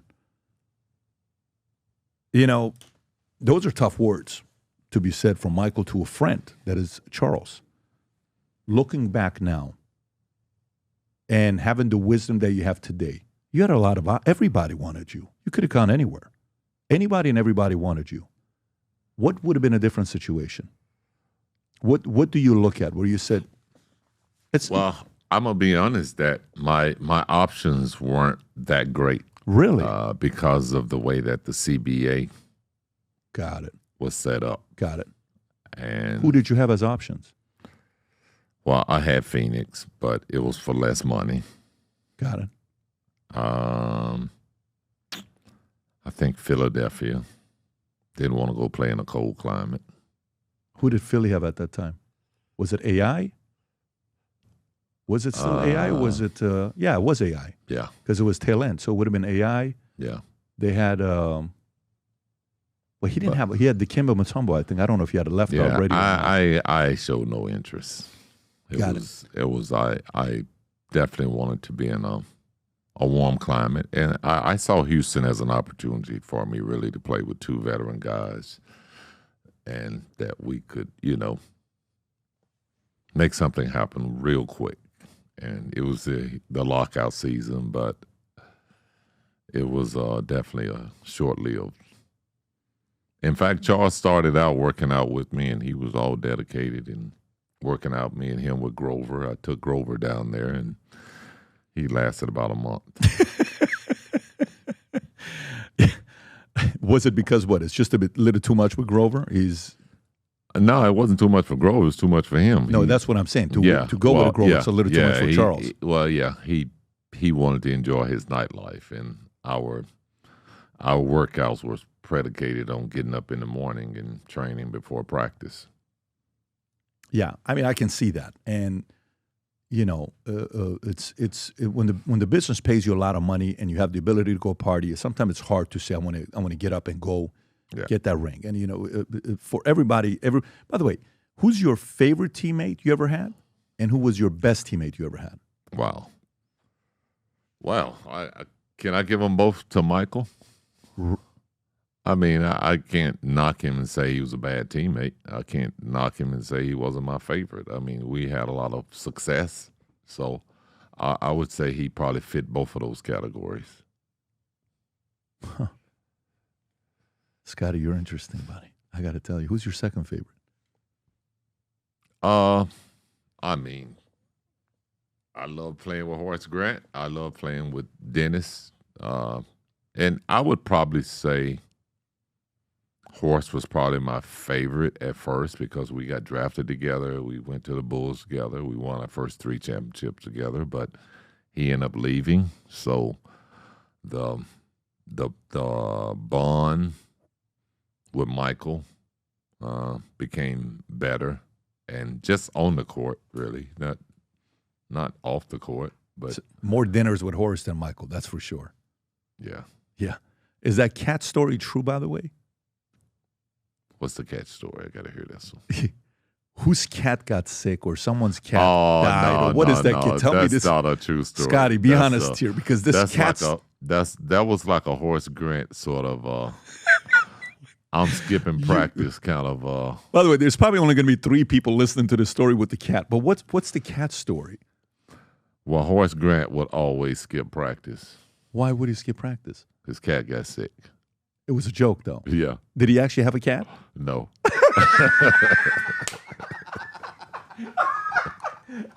So who actually believed it? Was it like is it a joke or was he seriously It he would was say actually my like cat's a joke, but because NBA players, if you call in and say you're sick, the team can't do nothing but take your word, right? So Horst would always, not always, but he'll call in occasionally and say he was sick. And so we had this older coach, Coach Johnny Bach. He was our defensive coach. So he always would say, well, his cat got sick. Well. and it stuck. Yeah. But in reality, he never got sick to say because of his cat. No. It was a joke that the Yeah. coach made. Well, Yes, listen, exactly. that coach, that one little joke is still here It's still 30 years relevant. later, Yes. 40 years later. Got to give him credit. So final stuff before we wrap up here. In regards to Zion, okay, in regards to some of these guys that are coming in, they're getting paid what they're getting paid. I remember Michael said something about like some of these guys are getting paid without having to earn it. I don't know when this was he said. It could have been 20 years ago or 15 years. He said it a while back. When you look at a Zion, have you ever spoken to him one-on-one and trying to coach him and give him feedback or no? Have you guys? No. So, Not at all. okay, so if Zion is listening, I mean, he so many people give him feedback of what to do. This is a guy, if I'm not mistaken, he's got a 43-inch vertical leap. I don't know what the number is. Rob, can you pull up Zion's vertical leap? I've seen 41, I've seen 43, I've seen 46. Okay, so 45 and 46 and a half vertical leap. Okay, I don't know what the number is, but he's got a big vertical leap. The weight, the ripping the shoes in college when he's playing is like, when Paul George jumping in and, you remember this guy's the amount of power that he has. A guy like Zion Williamson, who's right now, I think, only 24 years old, do you foresee him changing and being able to have a long-standing career performing Hall of Fame type of guy, or you don't see that happening? No, I don't see it happening. I don't know how much longer he's going to be on the court. I mean, I think that the organization has bent over backwards to maintain some professionalism to the fact that this kid is not even on the court. He's not even working to be a professional basketball player. It's almost like when you watch him, you're seeing a kid sitting on a college bench and still hasn't found what's going to be fruitful for him in life, whether it's his diet, putting the right people around you, getting yourself ready, staying healthy. I don't know what to say about his career thus far because all indication shows me that if there's a lockout, if there's any injuries major to him, it's going to take him out. If there's a lockout, it's going to take him out because what? Lack of discipline, putting on weight, getting to 300 pounds? Eating. He hasn't shown that he's disciplined enough to take care of himself physically yet. Is he savable? Oh, he's definitely savable. There's a lot of GMs out there watching and hoping that New Orleans sort of dropped the ball. I mean, there's organizations out there would love to embrace this kid and really get him to where he can be a great NBA player, because I think putting him in a position where he is sort of a veteran. I mean, I look where the kid that went to Duke is the oldest player on their team. Well, he's probably 3 or 4 years older than Zion.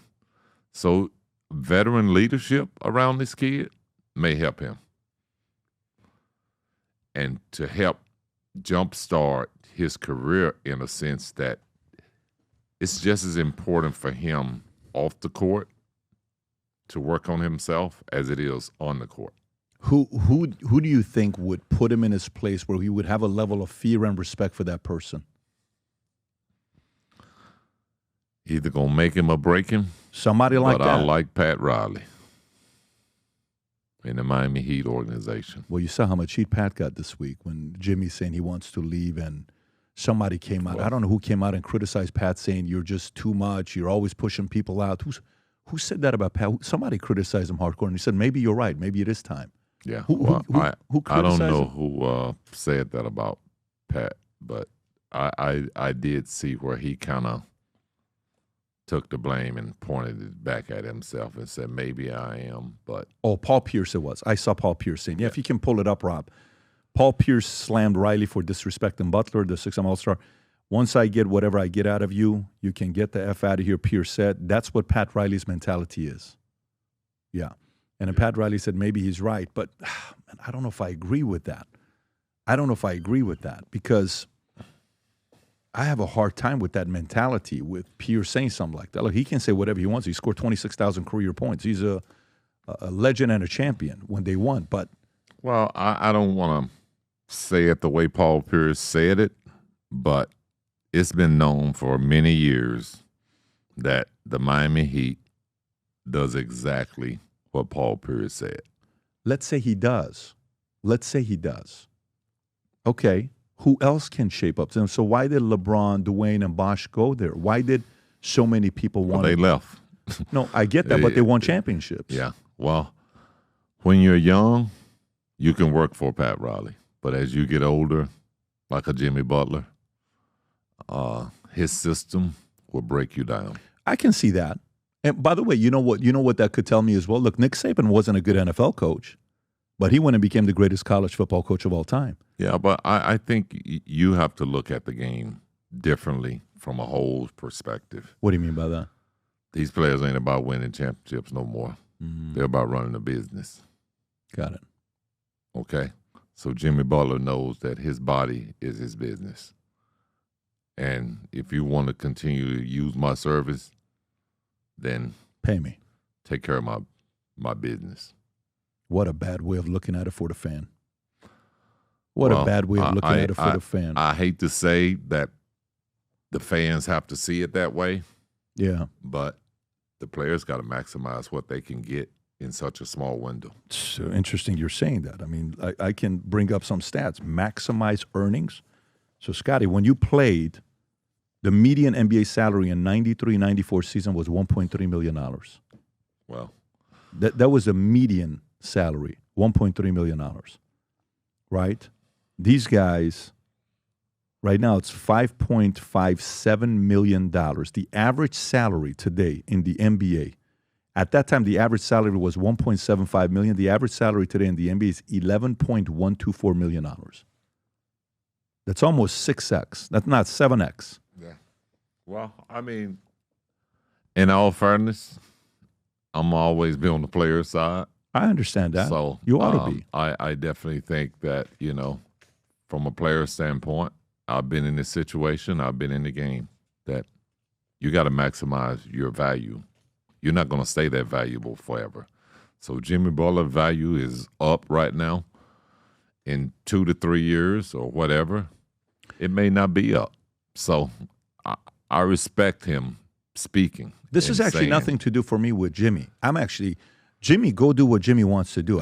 This is not a Jimmy conversation. To me, this is a Paul conversation because watch what you said. When I ask you, who do you think can shape up Zion?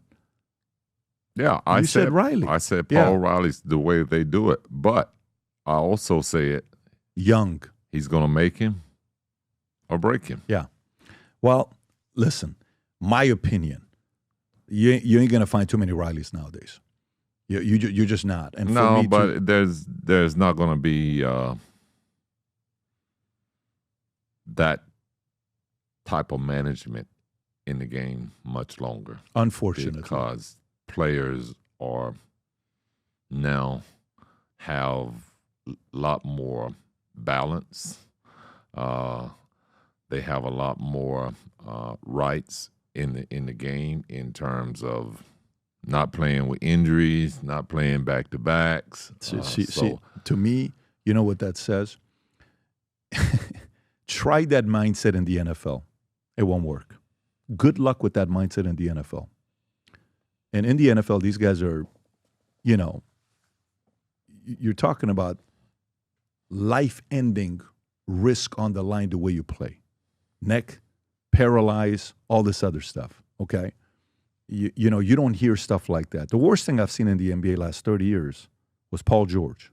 Remember that hole when he came down on the leg and it broke? Yeah. That was Olympics. That was Wasn't it Olympics, yeah. No, he was with the Pacers when that happened. I Okay, don't think it was the Olympics. It was can you pull up when he did that? I thought he was I don't know which one it is. It's right there. It's the third line, second picture. Third line, right there. That's him right there. Yeah, when he broke the leg, it literally split in half, right? Yeah. I don't know. I think that's a part of why it's unattractive to watch this game. Don't get me wrong. A person's going to come up like George Karl. That was the Olympics, though. Was it maybe you're right. Yeah. Maybe it was the Olympics. Yeah, it was the Olympics. Based on what it was the Olympics. You're right. It was the Olympics. No, you're right about this one. You were wrong about LeBron winning only 2. He won 4, but you're right about this one here. So, to me, I think that's what's unattractive about the NBA. I think the players are so protected and it's like, oh, my God, don't offend the players. So God you forbid think that's what's hurt the game? No, yeah, because the priority is not fans first. You forget who, like, for example, anybody that becomes too wealthy in business, the moment I forget that we don't have this business with our guys that are working as hard as they're working, or the viewers that are watching, and you start thinking you're pompous and everything's around you, what are you talking about? You have nothing without the fans. If you don't have the fans, who pays you? Fans, the guy that created the game, and then fans showed up and the fans kept supporting, and that caused to get more eyeballs and sponsorship, and that was able to get guys from getting paid $80,000 a year, $20,000 a year, to making $80,000 sometimes a minute you play for some players, right? This game is a very, very different game today. But what's this one, Rob? This is Colin Cowherd saying what?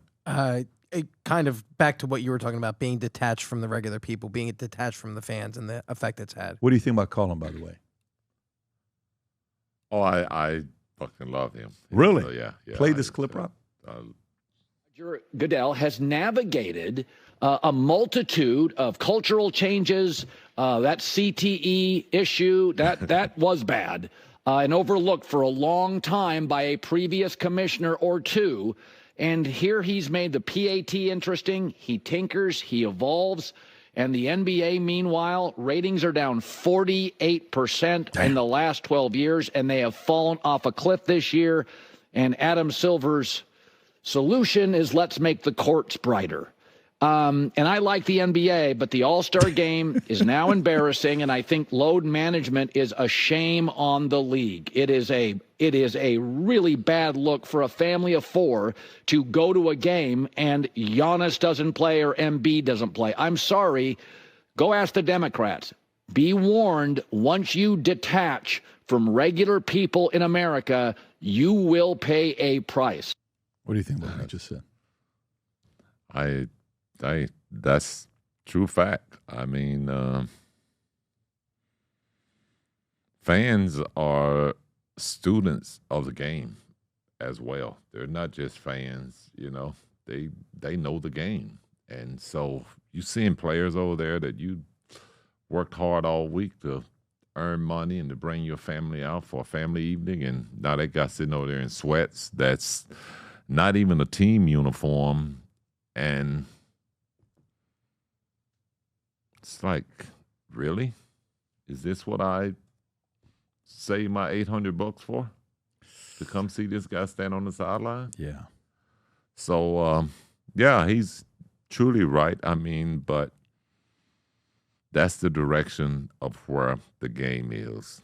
You cannot make players play. And to be honest, this will continue to go on. Oh, I agree. No, it's not going to stop. I agree with you. Players are now at the point where they are saying, I'm going to play 50 games.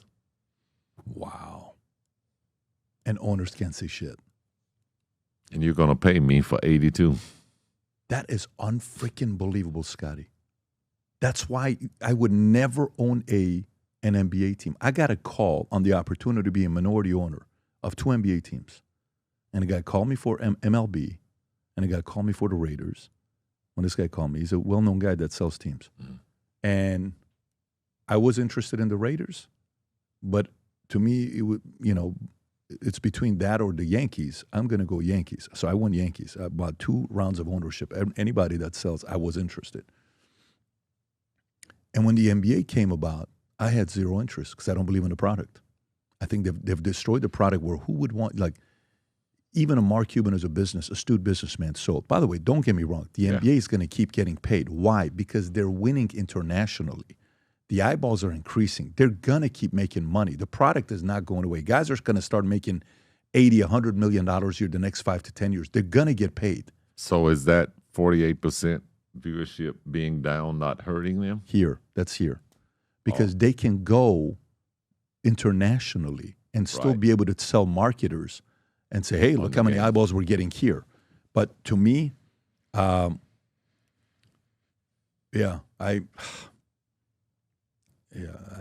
have a hard time with that. I have a hard time when you forget fans, customers. We go to dinner and we go to restaurants.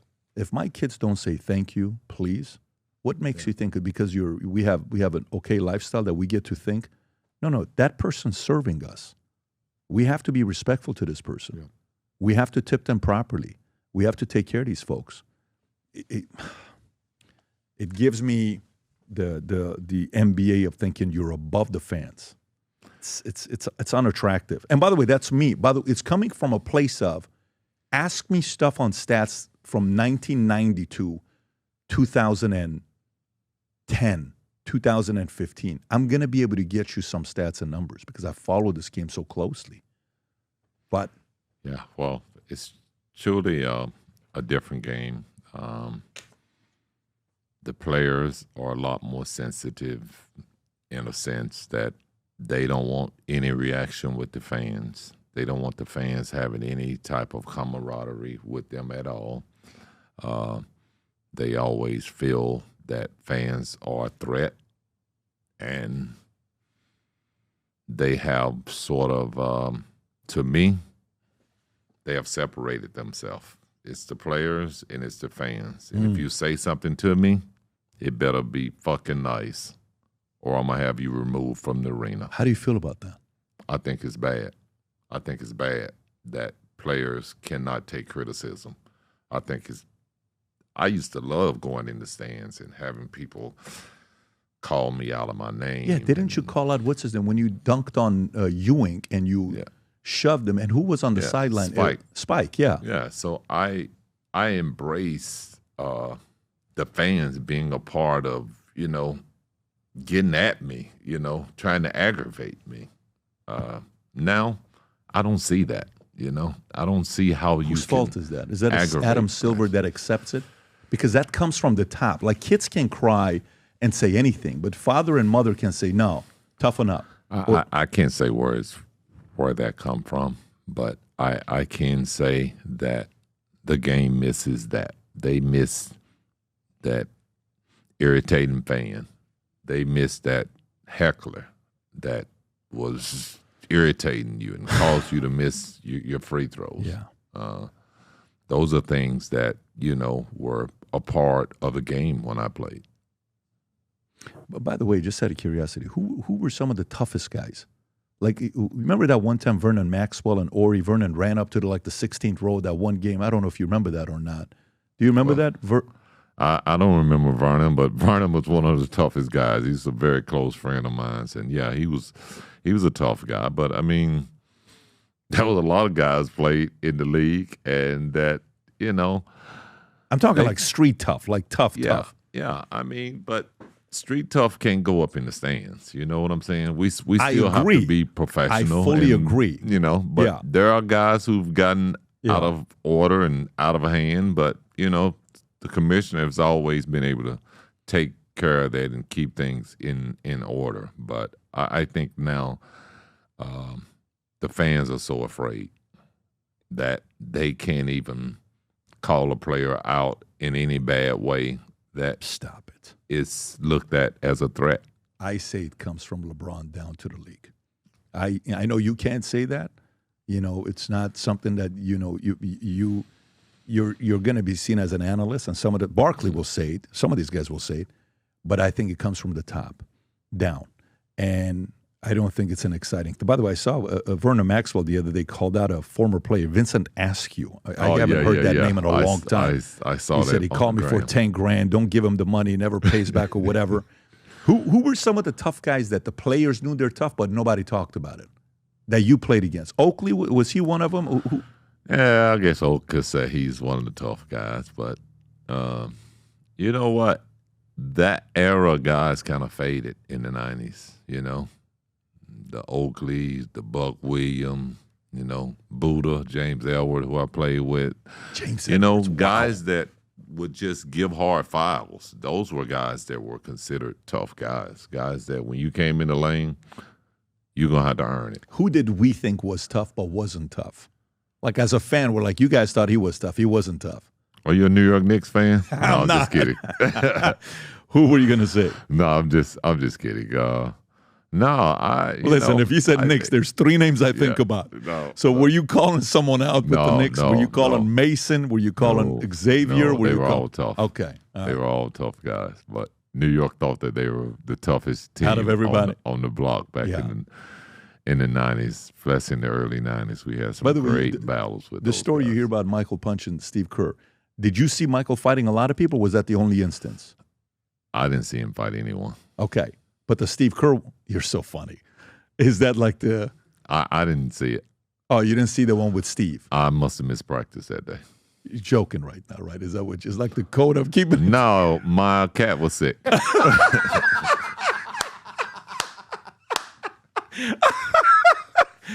Oh, man.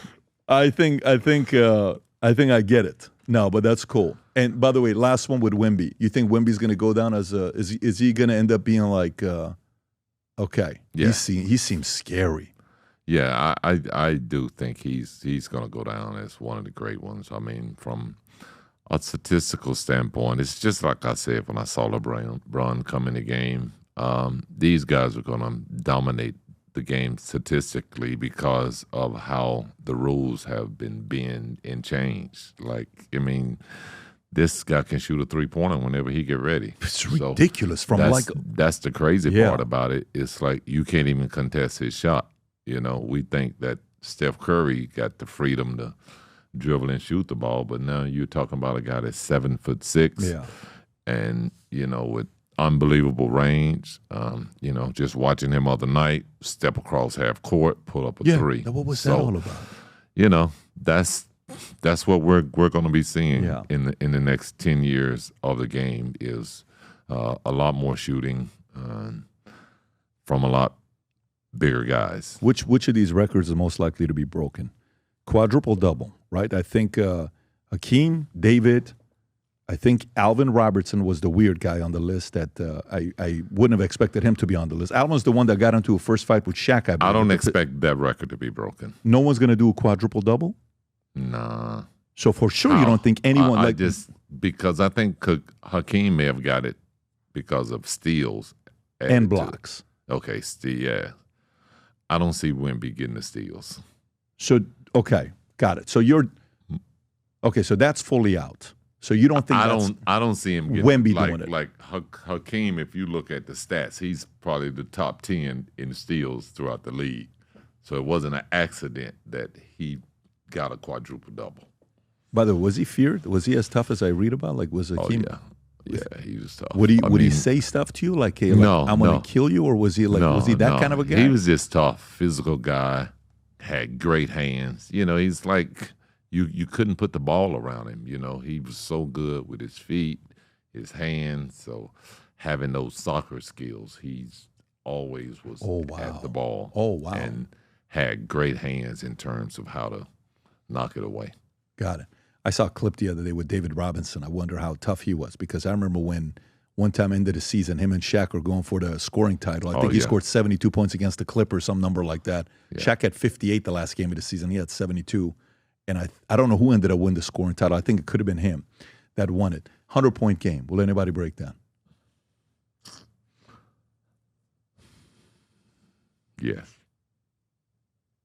Yes. What kind of a player will break it? More like a Steph Curry or more like a Shaq? More like a Wemby. More like really?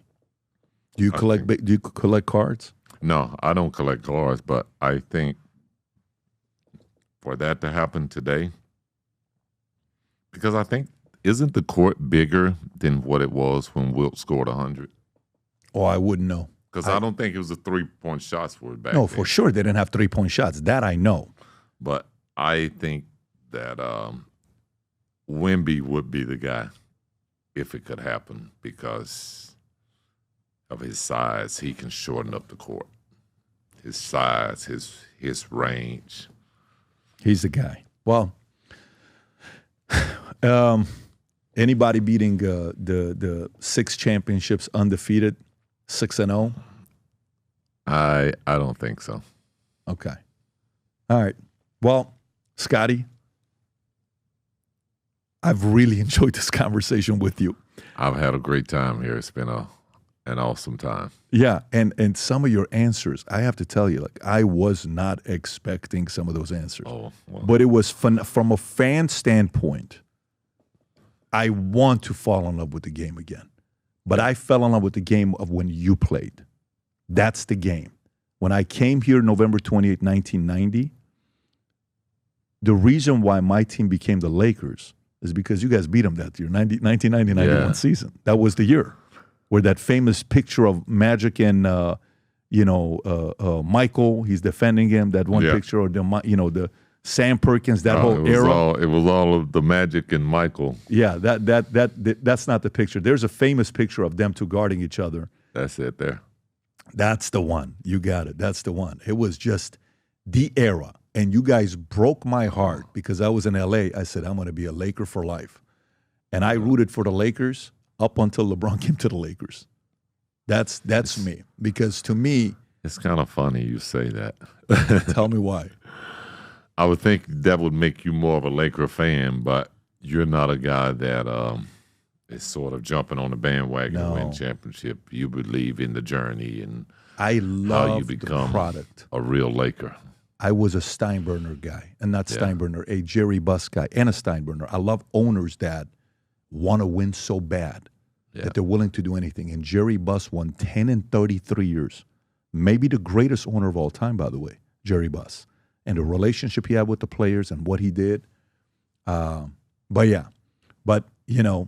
as a fan, watching you over the years and now having a conversation, this was a treat. I appreciate you for coming out, Rob.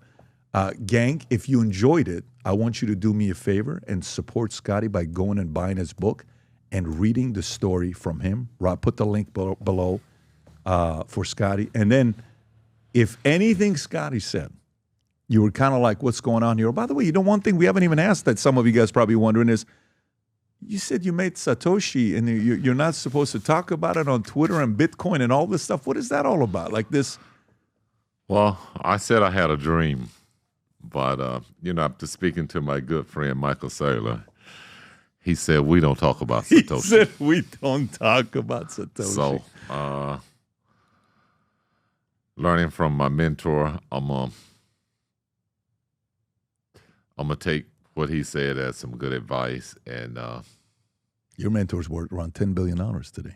Yes. He's doing okay for himself. He's doing great. Were you with him New Year's Eve? Were you? No, I didn't make it down for New Year's Eve, but I was planning to come down for the boat party, but it kept getting postponed. Well, my man, Scottie, appreciate you for coming out. This was Thank you. fantastic. It's a Thank you, pleasure brother. having me. Likewise.